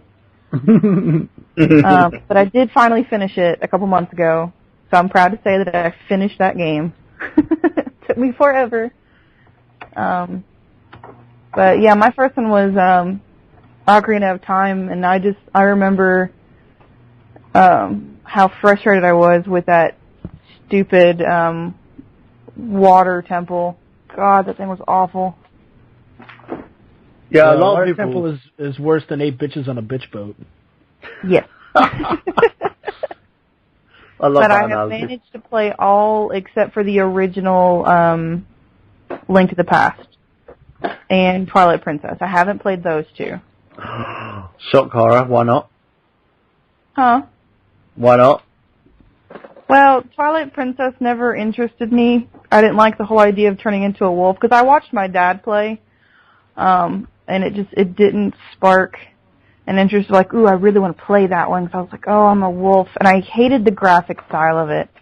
Don't know what it was, but the look of the game, I didn't want to play it. I didn't want to touch it. And then Link to the Past, I never had the system. And I'm wanting to get it, but I haven't had the chance to. Do you have a Wii? Not anymore. Why? My mom sold it because I didn't use it. Oh. But I did play, I mean, I can get one from work. No problem. Yeah, they're really cheap. Are cheap. you stealing that Wii? No, it's fine. It's a Wii. Okay. You can have it. I just like that I can get one from work. Don't need to know how. I can get it. I can just get one. It's okay. Yeah, it's fine.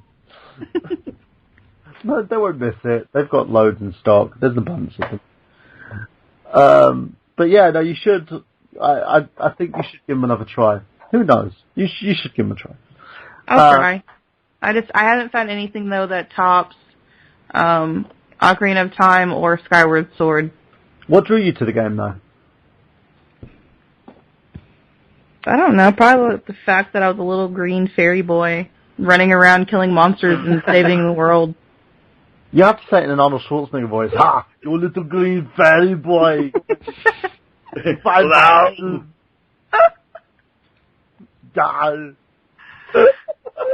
Go on, little green fairy boy. You chase that chicken. Ooh. Oh, I'm here all night. Sean, what about you? Well, I know you've got disdain for nearly everybody in here, because apparently, apart from Sam, the majority of us haven't actually completed a Zelda game. So, what was the first Zelda game you played? Ocarina of Time as well. What was your first impression on that one? Why the fuck did my mum buy me this for Christmas? You clearly wanted Superman 64 that year, didn't you? I actually wanted Mario Kart. That's the game I really wanted for Christmas, but, swings and roundabouts. So I gave it a bash, as you do. Fell in love with it after I completed the Death Mountain. And continued to play it, and it took me 7 years to complete it. There you go. 7 I shit years? you not. Wow. I shit you not. I used to do one in temple every other year, after the water temple. And I'm currently playing it on the 3DS as we speak. Ooh. What, you playing Link Between Worlds? No, Ocarina of Time, the remake. Oh, the 3D remake. Mm-hmm. Awesome. And what's the disdain for people who haven't completed, Zelda? Or you're just venting because you haven't either? I completed Zelda. I completed quite a lot of them. Ooh, la-di-da, Mr. Frenchman. Sorry, but sorry. I played Ocarina of Time, Majora's Mask, Wind Waker, Twilight Princess. I failed to complete Skyward Sword because the graphic style on that, I just can't get my head around it, and it's exactly. I haven't played any of the SNES the NES ones though. Sorry. So. Aww. And I have played the first Link, the one on the SNES, Link Between Worlds. Was pretty good.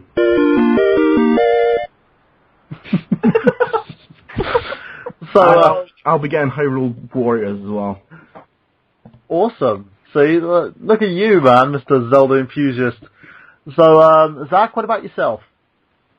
I actually have a funny story because when I was a kid, I was dumb as hell. I was an idiot, and my cousin. And they keep telling us he doesn't make himself look good as a kid. Seriously. Yeah. My cousin was I think he's 7 years older than us or 5 years older than us, but we went to his house one time, and he gave us Zelda, the original one, The Legend of Zelda for the NES, and I brought it home, and I didn't have a box or a guide, and I didn't even know there was a game. I just walked around killing things. I didn't even know anything, and I had so much fun doing that, and that went on for a while. I kept playing that. I really liked it. I mean, the cartridge was gold, and it was just awesome, and I thought it was so cool. I've since gone back and actually beaten that game, but I remember back when I first got it, I don't think I even found one dungeon. I didn't even know I didn't know anything. I just walked around like an idiot. So yeah, that's my first experience. Yay! I had the dumb as a kid. You sit there, Zach. You sit there and play that game. Yay! Zach is not turned on. Yay! Yeah. But I have beaten the first one, and I've also beaten Ocarina of Time. And my favorite one for a long time was The Adventure of Link. I really liked that game a lot. And I'd never beat that, but I got really, really far in that game. And the new Adventure Time game, Hey Ice King, Why'd You Steal Our Garbage, is kind of an exact copy of that type game, and I've beaten the game multiple times. But and I just started playing Majora's Mask, which I really like. I like it's dark as hell. I mean, everything about it is just twisted, and I think it's awesome. Awesome. Xander, what about yourself? I know you're a huge Zelda enthusiast. He's got like a shrine at home dedicated to Zelda. He showed my kids today. Got like the Wii tablet. I do. This is my Zelda thing. I actually have for the 3DS, I have the Ocarina of Time box display in my game room. But what I was going to say was, Zach, you shouldn't feel bad because I was the same exact way. I played the first Zelda, and it was the first game I played that wasn't based off of levels. Like, it didn't have levels. It was just this open world, and I didn't understand it. And it didn't dawn on me until I started, like, reading Nintendo Powers, and thank God, like, Nintendo Powers had those beautiful, detailed walkthroughs, and it showed you how to beat the first Zelda, and I ended up beating it, and I ended up beating it again, because you'd actually have a second quest when you put your name as Zelda, and I played that, and that was my first Zelda experience, and I've played them all except for Skyward Sword, because I just got a Wii U last year, and I actually just bought, like, the Motion Plus adapter, so I definitely want to give Skyward Sword a go, and That's you know great about funny, those adapters, they come so cheap now, don't they? Oh, yeah, I bought it for like $5, but what I was going to say, the Sam, that was funny that she was talking about how she didn't like the graphic style of Twilight Princess, because I don't know if you guys remember, but EGM got in a huge scuffle with fans, because, you know, every issue they would make an April Fool's article. Well, when Twilight Princess was coming out, was around the time that, you know, it was around April, so in their April Fool's issue, they put in that if you pre-order Twilight Princess, then you would get Wind Waker with Twilight Princess graphics. Oh my God. So people were pre-ordering Wind Waker, because, you know, Wind Waker was that game that it really surprised a lot of people, and some people still don't like the cell shading. I personally love it because I feel like I'm playing the Saturday morning cartoon. Mm-hmm. But I agree. It just makes me laugh how it's stupid and gullible people are, though. Oh man, but yeah, so many people pre-ordered it, and they found it was an April Fool's joke, and people were so freaking pissed, and every right so. But I mean, that's a bad April Fool's joke. I know, yeah, that's pretty horrible. Were you one of them, Xander? Were you just sitting there, like, ready to, like, throw a brick through their house or something? No, but I remember... I wasn't, but I remember seeing the E3 footage of Twilight Princess, and I remember when I first saw it, I was just like, this can't be on the GameCube. I was like, this is not going to be a GameCube. You know, I was like, this will be for the next Nintendo console, and it's so funny because that's kind of what happened. I mean, we got Twilight Princess on the GameCube, but they pushed it back so many times because it eventually did come out for the Wii. So I thought that was really interesting. Yeah, no, I agree with you wholeheartedly on that one. Okay, so let's throw it out there now. What do you guys think of Zelda as an RPG? The whole RPG, not RPG kind of argument that's going on. So I want to start back again with you, Xander, because you said you wanted to make a sort of a case on that. Do you think that it's really, does it matter? Is it an RPG? I don't think it matters, but yeah, like once Travis mentioned that, that's almost more controversial than the Zelda timeline. Is Zelda an RPG? And I remember Johnny Millennium from Happy Console Gamer made a video about it. Mm-hmm. And personally, I don't think it's an RPG because, you know, you're not leveling.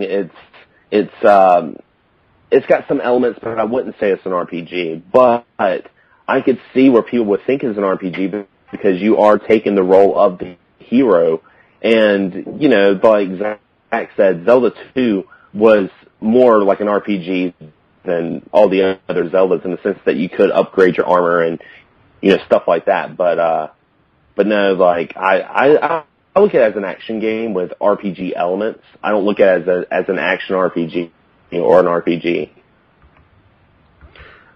What about your take on it, Zach? What do you think?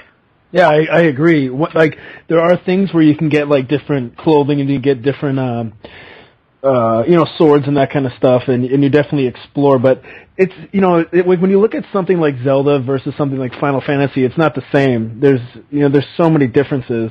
I mean, to be fair, the first Final Fantasy is an insanely hardcore to, like, the T RPG, but, yeah, no, it's not. It's an adventure game, but it has RPG elements. I agree with Xander. The Zelda 2, though, is an actual RPG. Sean, what about you? Yeah. I agree with the boys. It's an action game with RPG elements. Sam? I agree completely. Travis? I mentioned earlier that it was both an action game and RPG because it's both the same similar. They both have the same elements from both series, game types in the games, and all that. But the thing is, though, what doesn't make it surprise, motherfucker! Surprise, motherfucker! I have no idea. Would it be funny if it was Miguel doing it and then pretending like it was someone else? No, I would take credit for that if that was the case. I don't know who's Someone's got the involved. logging. I don't know who has the logging. But anyways, as I was saying, it's both an RPG and an action game, but the thing is what kind of difference, what does not make this a full-fledged RPG, I can't even say the words tonight, is that the thing about RPGs, at least the more traditional ones, is it's all turn-based. And Legend of Zelda in the series has never been a turn-based game.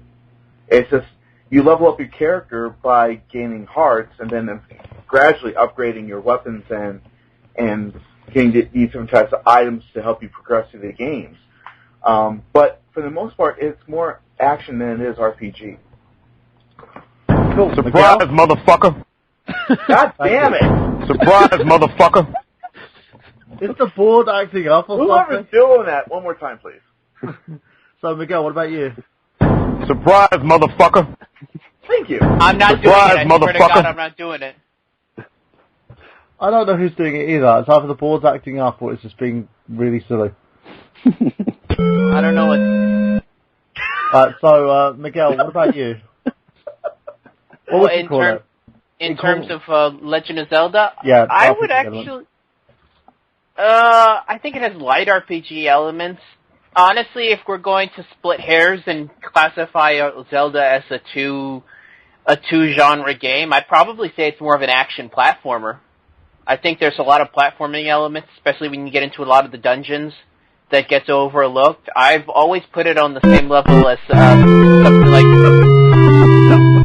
something like Mario, exactly. Oh, literally, I am not touching that board whatsoever. This episode has gone to the trolls. I know, someone has actually logged in and started trolling the board. And usually I can see it if someone's actually on there, but it's... Surprise, Anyway. motherfucker. Exactly. So yeah, keep going, Miguel. No, I think I pretty much got my the gist of it out there. I consider it an action platformer. And in terms of RPG elements, yeah, there's RPG elements in a sense that you're collecting items that help you out, but you're not really leveling up a character.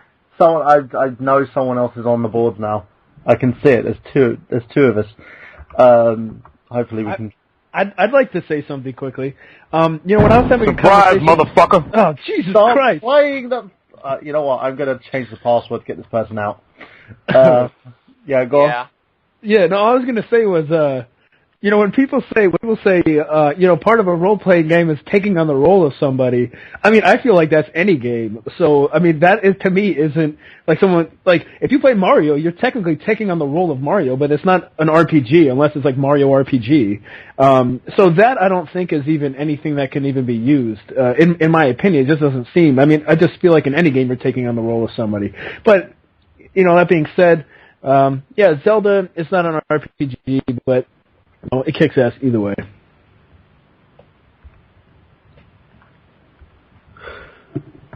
Safe to talk again. I'm just trying to figure out who the hell that is, and I'm just trying to. I've just changed the password on there anyway, so that should resolve itself. So yeah, no, I totally agree.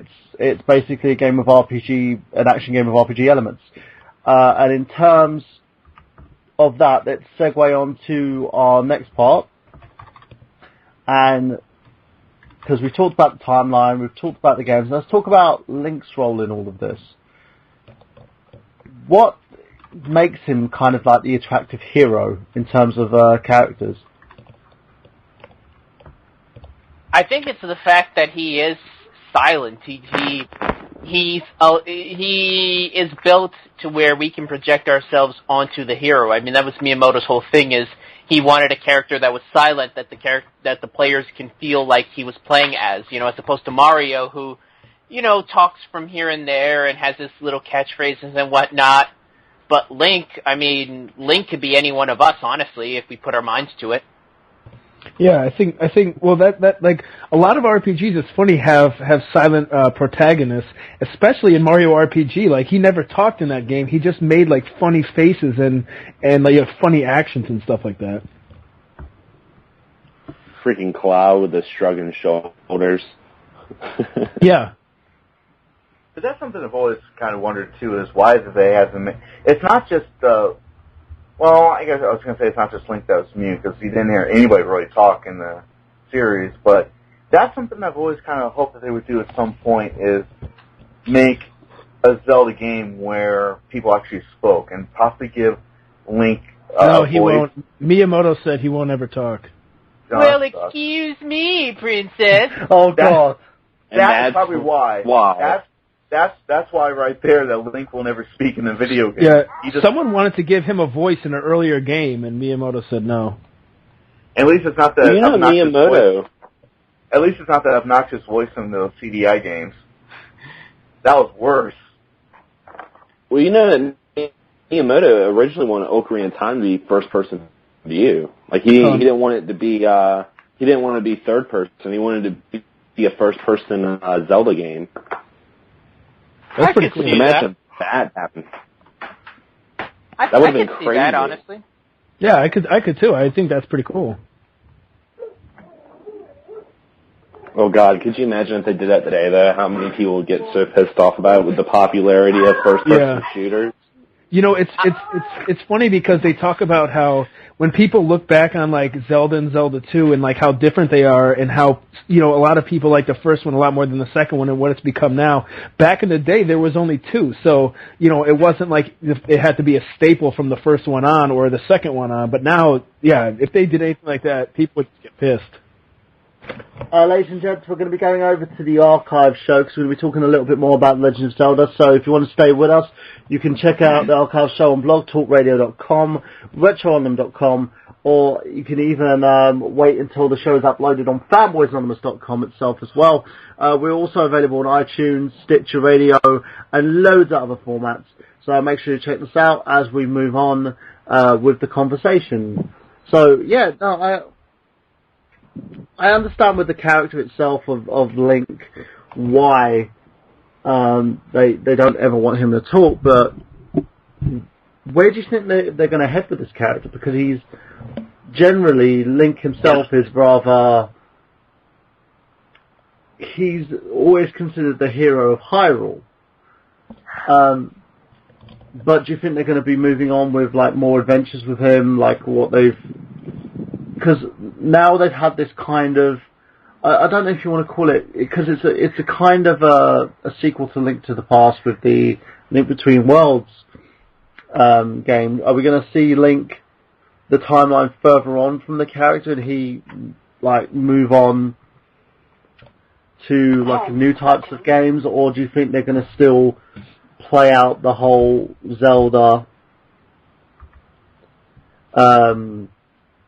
the whole him chasing after Zelda, trying to protect Hyrule sort of thing? What do you think where the story's going to go for the character? Do you think are Have they got anything planned with him, especially with the new Hyrule Warriors game? So we'll start with you, Zach. I was going to ask, what's the type of gameplay of the new one, the Hyrule Warriors one? It's in the same vein as Dynasty Warriors. Yep. Okay. Yeah, I don't think I've ever played Dynasty Warriors. Well, I mean, I think that's hack and slash. Okay. Well, I feel like what they've done is kind of the classic story, you know. Somewhat. Well, one reason I think that Zelda might, at least Link is very popular is because he's kind of this scrawny young dude, and he kind of comes from whatever to be be this hero and save the princess. There's even a song by one of those chiptune bands. I can't remember off the top of my head, but they have a song called "Save the World, Get the Girl," and that kind of seems like it's the story that people would like to see, and he kind of seems like this hero, before he's kind of this nobody and he becomes this big hero, and I think people like to be a part of that story, and that's why I think in some ways that it's so popular, at least like why the originals were so popular. But I mean, I don't know really where they could go. I don't think Zelda would make something like, I don't think it would make like a good kart racer. They're already doing that with Mario. I don't know where the hell it would go. I don't know what they would do besides the normal storyline of this guy comes up, saves the girl. I don't know. What about you, Travis? I know they always try to reinvent each game as it comes out and put like different like elements in the games or something to give it kind of a hook and all that. So I'm really interested in seeing how the series is going to progress from here. Yes, not every game has been the greatest. There certainly have been some turds, but I don't know. I'm really interested in seeing how the future is going to go with it. Yep, very true. Sam, what about you?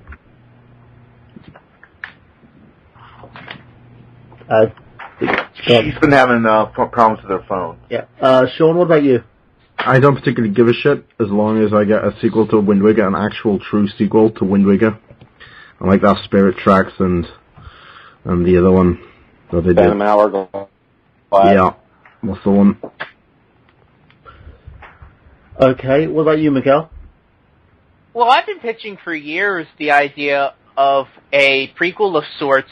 Not really a prequel of sorts to Ocarina of Time, but basically a Zelda/Sheik game that tells of the 7-year period from when young Link falls asleep to when old Link wakes up. Because there's a whole story of stuff that happened between that time period, and I think you can make a Zelda/Sheik game that could capitalize on that, especially if you play it more towards the gameplay style of Sheik in Super Smash Bros. In a way.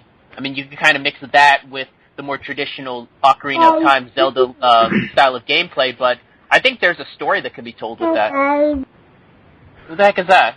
Yeah, that's my son. He's just woken up. Travis, have you actually got that far in Ocarina of Time, or?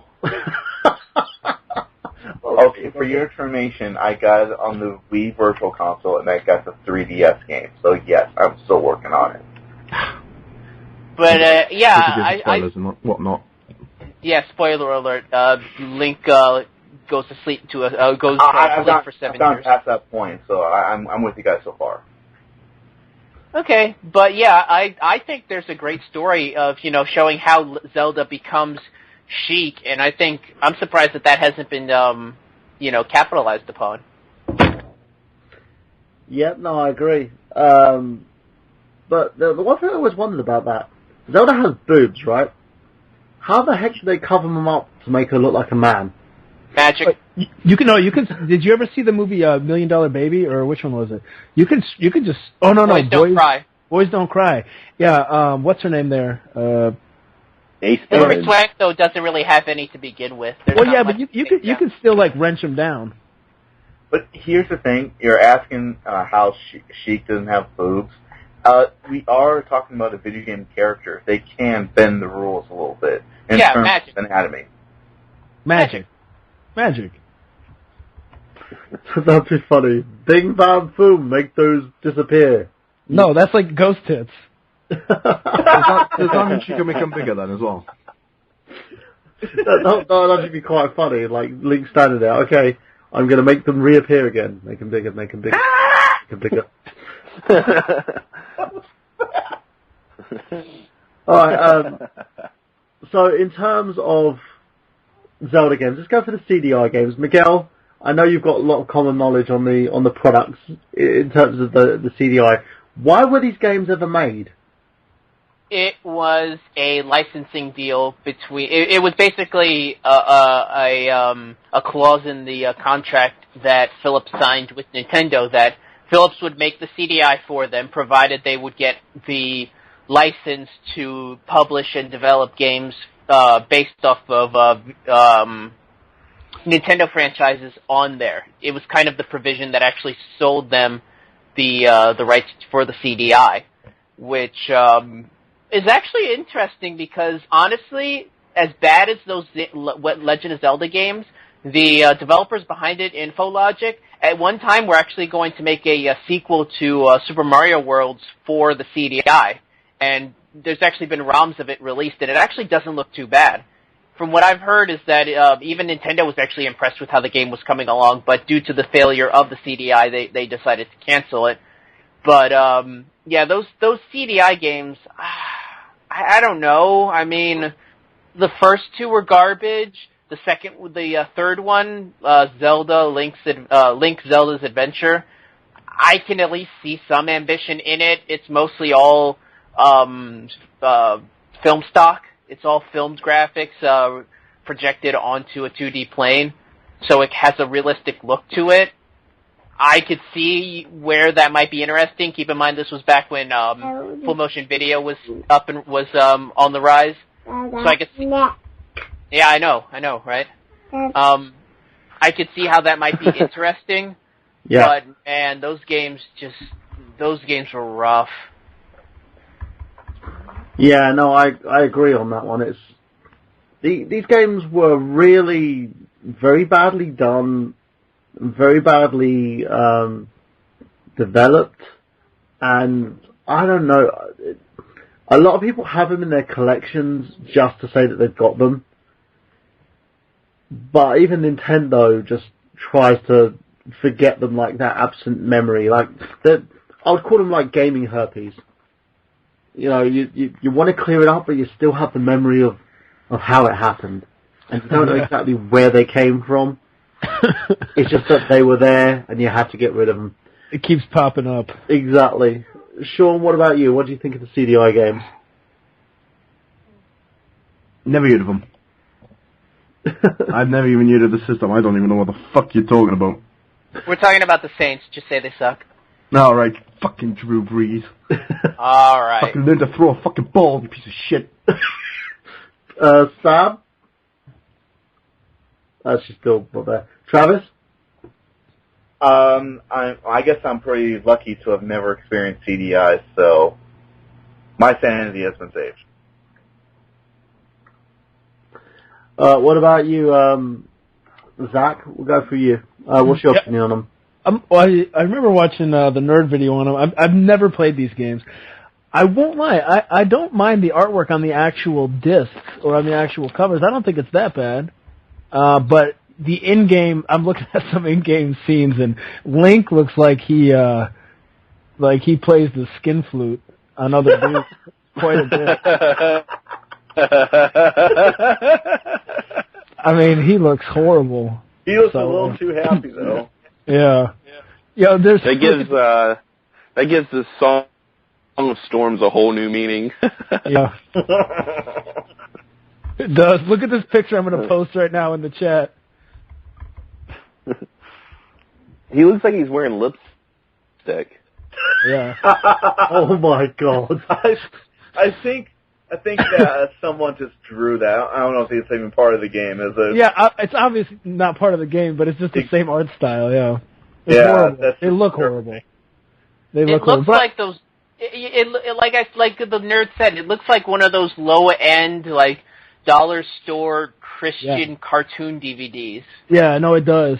But I will say, I think that the Zelda on the cover of the Wand of Gamelon and Link on the Faces of Evil, I think they're pretty well drawn. Like whoever the artist was on that I think did a pretty good job.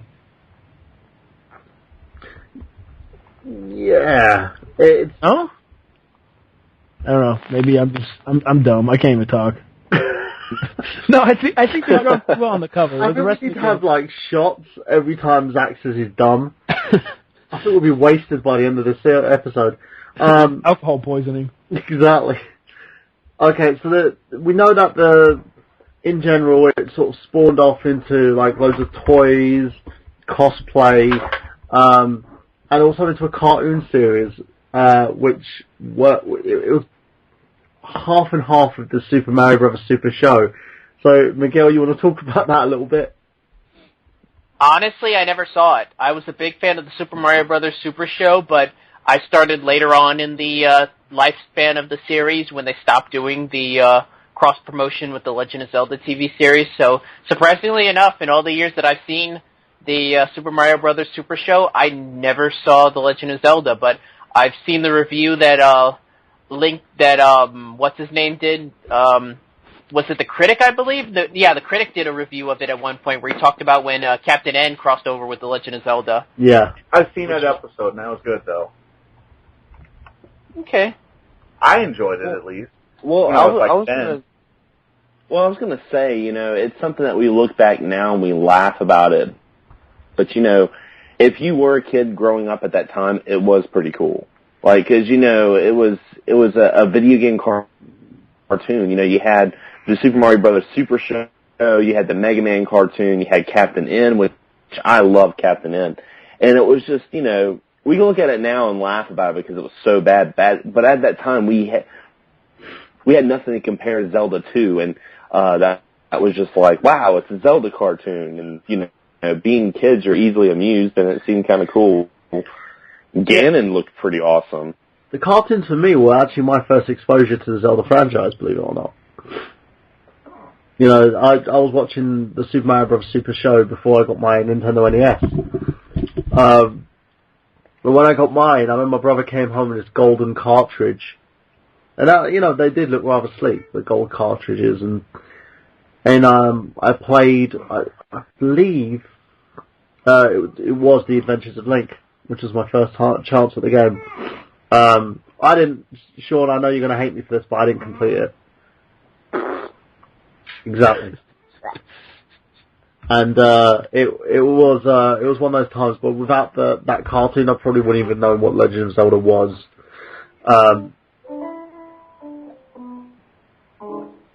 Okay, what was that? Listen to it. It's like jazz. Yeah, someone's listening to some light jazz. Is that... that's just weird. That was me. So let's go on about the new game, basically, Hyrule Warriors, the whole Dynasty Warriors aspect about it, and if we're actually going to see, opposed to Wind Waker, of course, a new Zelda game on the Wii U. So let's start with you, Miguel. Let's throw that question to you. Do you think that we're going to see a new Legend of Zelda game on the Wii U? Oh, we're going to have to. I mean, it's kind of like saying, are we going to see a Mario game on the next generation consoles? I mean, it's one of those franchises that they're always going to crank one out for a Nintendo console.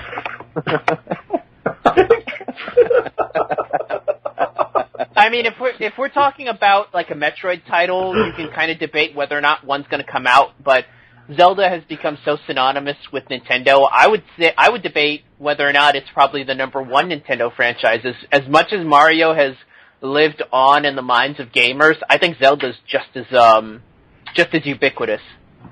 So I think we are going to see another one. They're going to keep this franchise going until it dies. Same thing with Mario.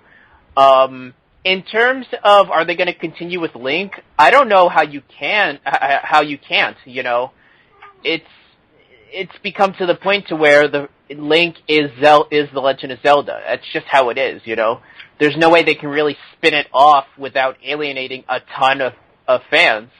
Maybe it could work. Like I said, you can do the Sheik story that I came up with, but it's going to take a while for them to really adopt a new character into there. Like I said, that's why in my mind having a timeline for the Legend of Zelda is kind of pointless, because I don't see it as a continuing franchise. I see it more of like a Doctor Who situation where it happens to have the similar elements that maybe lead on to it, but it's anthology based. It's a different link between each game, aside from the one or two games that are official sequels. Very true. Okay, Sean, what about yourself? Do you think we're going to ever see a true Zelda game on the Wii U? Yes. Because at the tech demo back at E3, remember that? That was fucking sexy as fuck. When they first showed what the Wii U could do graphically. That was so amazing. That's the main reason I got my Wii U, and I'm still waiting for that Zelda game. Very, very true. Okay, what about Sam? What about you? I think it's going to be awesome. No, I think she says as well. Travis, what about yourself? I mean, that's what every time there's a new console that's released, everybody says, when's the next Zelda coming out? And you don't really see a new Zelda game, and I'm excluding remakes like Wind Waker HD. You don't really see a brand new Zelda game come out until 2 years after the system has been on the market. But in that time frame, you never know. I mean, it could be, I mean, I saw the same tech demo at E3, and I had a nerdgasm right there when I saw that. I thought it looked gorgeous. But yeah, it's a given. It's probably going to be maybe one other Zelda game that might come out before the next Nintendo console. Awesome.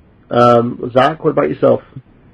Yeah, I mean, I don't think, like Miguel was saying, they're going to keep putting it out until, till it's dead. But, Zelda is a different thing. It's not like things like Guitar Hero and, Call of Duty where they just put out whatever, just to have something out until they purposely run things into the ground. I think every Zelda game that's come out, I mean, aside from the crap, CDI things that, whatever, just forget about them. I think all of them, have been put out with immense care and thought, and it's not something, even Mario, it's not something that it's just being put out to be put out and, to put a name out there and to make money. I think, especially with like Miyamoto, these things have become like his children, and I don't even know if he has actual children, but it just seems like he's kind of like the father of these games, and he doesn't want to see garbage coming out. It's kind of like he's made the name and he wants to make the name or keep the name, something good and popular and something that, people can always say rules. I mean, you're never really going to hear someone say there was like a really, like a bad Zelda game. Like I said, CDI stuff like excluded. So it's just, it's going to come out. It's going to be good. It's going to be, well thought out, and it's going to be something that he's going to be, proud to put the Zelda name on. I agree. Xander, what about you? You've recently purchased the Wii U. Do you think we're going to ever see a proper Wii U Zelda title? I think no question about it. We'll see it, and I think that's the reason why we got some of the HD remake and the spin-off of Hyrule Heroes. It's kind of just to hold us over because, Zelda's gotten so popular. But I will say this, I know a lot of people are talking about that tech demo, and they're really, really stoked, and they're like, it'd be great to see another Zelda in that style. Let's not forget that Zelda is full of surprises. If you guys remember when the GameCube came out, they showed a tech demo of a battle between Link and Ganondorf that was like really updated graphics of Ocarina of Time, and then they turned around and they made Wind Waker, and that was one of the reasons why so many people got pissed off about Wind Waker is because they played Ocarina of Time that was a little bit, I wouldn't say realistic, but, it was like really, really, prestigious graphics for the N64, and they were expecting that style to continue with the next Zelda, and then you got Wind Waker, and everyone's like, what the fuck? So I think, when they come out with the new Zelda, I'm really stoked about it, but I definitely would say expect the unexpected, because that's one thing that I think that's always, and it's always excited me about the series, is the fact there's some familiar elements to it, but they've always done something a little different that kept us wanting to keep playing this classic story of The Legend of Zelda. No, I totally agree with you. And on that, ladies and gentlemen, let's move on to the plugs so we can get everybody to let us know what they're doing at the moment. So we'll start off first with Miguel. Miguel, what are you up to? Well, for the most part, I've mostly got my blog, 90s Kid Presents. I have my third part in my long-standing top 16 greatest games of the late 90s up, which is numbers 8 through 4. Hopefully within the next millennium I'll have the final 4 up and running. It takes me a while to get these things out, folks. I'm sorry to say. But I do have some newer developments. Thursday night, me, Burhan, and Clint Davis, along with my friend Nick, we recorded episode 1 of my Untitled movie show, where we basically talked about the biggest financial flops of 2013, and hopefully next week we'll be able to continue and do episode 2, where we're going to discuss Man of Steel. We're going to discuss why, for the most part, all of us hated that movie, and why, basically our problems with that movie in general. It's going to be a very heated episode, hopefully. From there, we'll see where it goes. I'm still wondering what episode 3 and 4 is going to be like. I'm kind of playing it by ear. But yeah, check out the Untitled Movie Show Thursday nights, 8 o'clock on Blog Talk Radio, Retro Unlimited channel. Very, very much so. Sean, what about you? What you've been up to? Fuck all. But yeah, if you want to follow me on the Twitter and talk about Drew Brees and how he sucks ass on in the Saints, then it's Shaughnessy 2K37. My Batman Let's Play is on hold because I lost all my save data and I gotta get to that point in time or whatever. But yeah. And Sam, what are you up to at the moment?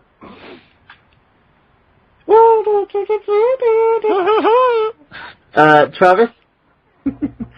Yeah, you can check me out on YouTube. I got a couple of channels. As you know by now, I'm the host of Rose Colored Reviews, the show where I take a look at classic video games, television shows, and movies, and through rose-colored lenses, I see if they still stand test time. Actually did kind of like a side show for that channel. It's called Rose Colored Reviews Presents Travis Tries. And this first episode, I actually tried bacon-flavored toothpaste. Yeah. Bacon toothpaste. I watched that episode. I thought it was good. Thank you. Sorry about the weird camera angle right there. If you watch it carefully, it's kind of like bobbing up and down a little bit. So I got to get that fixed. And also on my Let's Play channel, Rose Colored Let's Play, I have been throwing episodes left and right. I've got the latest episode of me playing Dragon's Lair. That was a lot of fun. And previous to that, I've uploaded Marvel vs. Capcom 2. And the next one that's going to be coming your way real soon is NES Remix. So check that out, www.youtube.com/rosecoloredletsplay, and of course, youtube.com/rosecoloredreviews. You can find me on Twitter, TravisScott79, and you can find me here each and every Saturday night with Michael Burhan and all the usual suspects on I Got Gameplay. Okay, thank you very, very much, Travis. And Zach? Yeah, you can find me and Kyla on our channel on YouTube. Just go to youtube.com/gettingyournerdon. We're actually starting, we have a new set of, so every Monday we're going to have either a Modest Magic or a game review. Tuesday, Wednesday, and Thursday we'll be doing our new Let's Play called Two Pro Noobs. And then on Friday, we'll be doing a pickup video. So that's pretty much what it'll look like every week. So if it sounds appealing to you, come check it out. Also, if you want to check out the band I'm in currently, you can go to killtac9.bandcamp.com. That's KLTAC9.bandcamp.com. Killtac9 actually does the theme song, or the intro song, I guess, for our pickups, which is a song called Why Worry, if you ever want to hear it and look it up. So, yeah, that's that. And thanks for the support. And you can find Sam at Twinkie Jean on Twitter. And she's just telling you, check the box, man! So, and she's currently playing A Link Between Worlds. So, it's gone to you, Xander. Well, I host a podcast, Excess Game Podcast, which if you guys listen to the last episode that came out last Tuesday, Michael Burhan's a special guest on that, and we talk about the state of retro collecting. And you can listen to that on Podomatic.com. You can listen to it on iTunes and on Retro Unlim. And pretty soon I'm making a playlist on YouTube, so you can listen to it on YouTube as well, because I do have a YouTube channel. It's youtube.com/Xander Skullion. And since we're talking about Legend of Zelda, I actually have 2 really good Zelda videos. I have That's the Way Zelda Playing Go. It was a reply video to the Game Chasers months back. And I also did one called Link to the Memories, where I talked about The Legend of Zelda, Link to the Past, kind of talking that game up when Link Between Worlds was coming out. So you can check me out on there. You can also check me out on Twitter, on Excess Game Podcast, on Twitter, and Facebook, Xander Skullion. There you go. There we go. And as always, guys, you can check out us on the Retro Unlim Network. And at the moment, we have a Facebook page. It's facebook.com/The Retro Unlim Network. You can find us on I Got Gameplay, facebook.com I Got Gameplay, for everything about us. We leave like news, reviews, tips, and everything like that on there as well. And as always, you can check out Monday. We have Desert Island Games with John Latimer. His special guest this Monday will be Gashead. He's got a very special variation of Desert Island Games, which happened on Friday with his special guest Rob Mann. We had an awesome time, so check that one out as well. Excess Gaming Podcast, of course. Exify, which is every Tuesday and every Friday as well on the Retro Unlim Network. We're going to have a slew of more shows coming up as well. www.retrounlim.com for all the retro stuff that we've got going on. Check out Lawn Boy 1975, which is Lawn Boy's post 1975, with Dave Wade, Console Snob, Scott Bailey, Retrospective, Perspective, everybody on these. You can also to Xander's channel, Kylar and Zack on Getting Your Nerd On, because they're hilarious. We've got loads more stuff going on, guys. So as always, remember, from myself, Michael Burhan, from Miguel Leon, Kylar Dipietro, Sean Walker, Samantha, Jennings, Travis Goss, Zack Latour, Xander Skullion, and of course, for each and every one of you, just remember that we have gameplay. Have you? And Drew Brees sucks ass. Oh, for God's sake, Sean.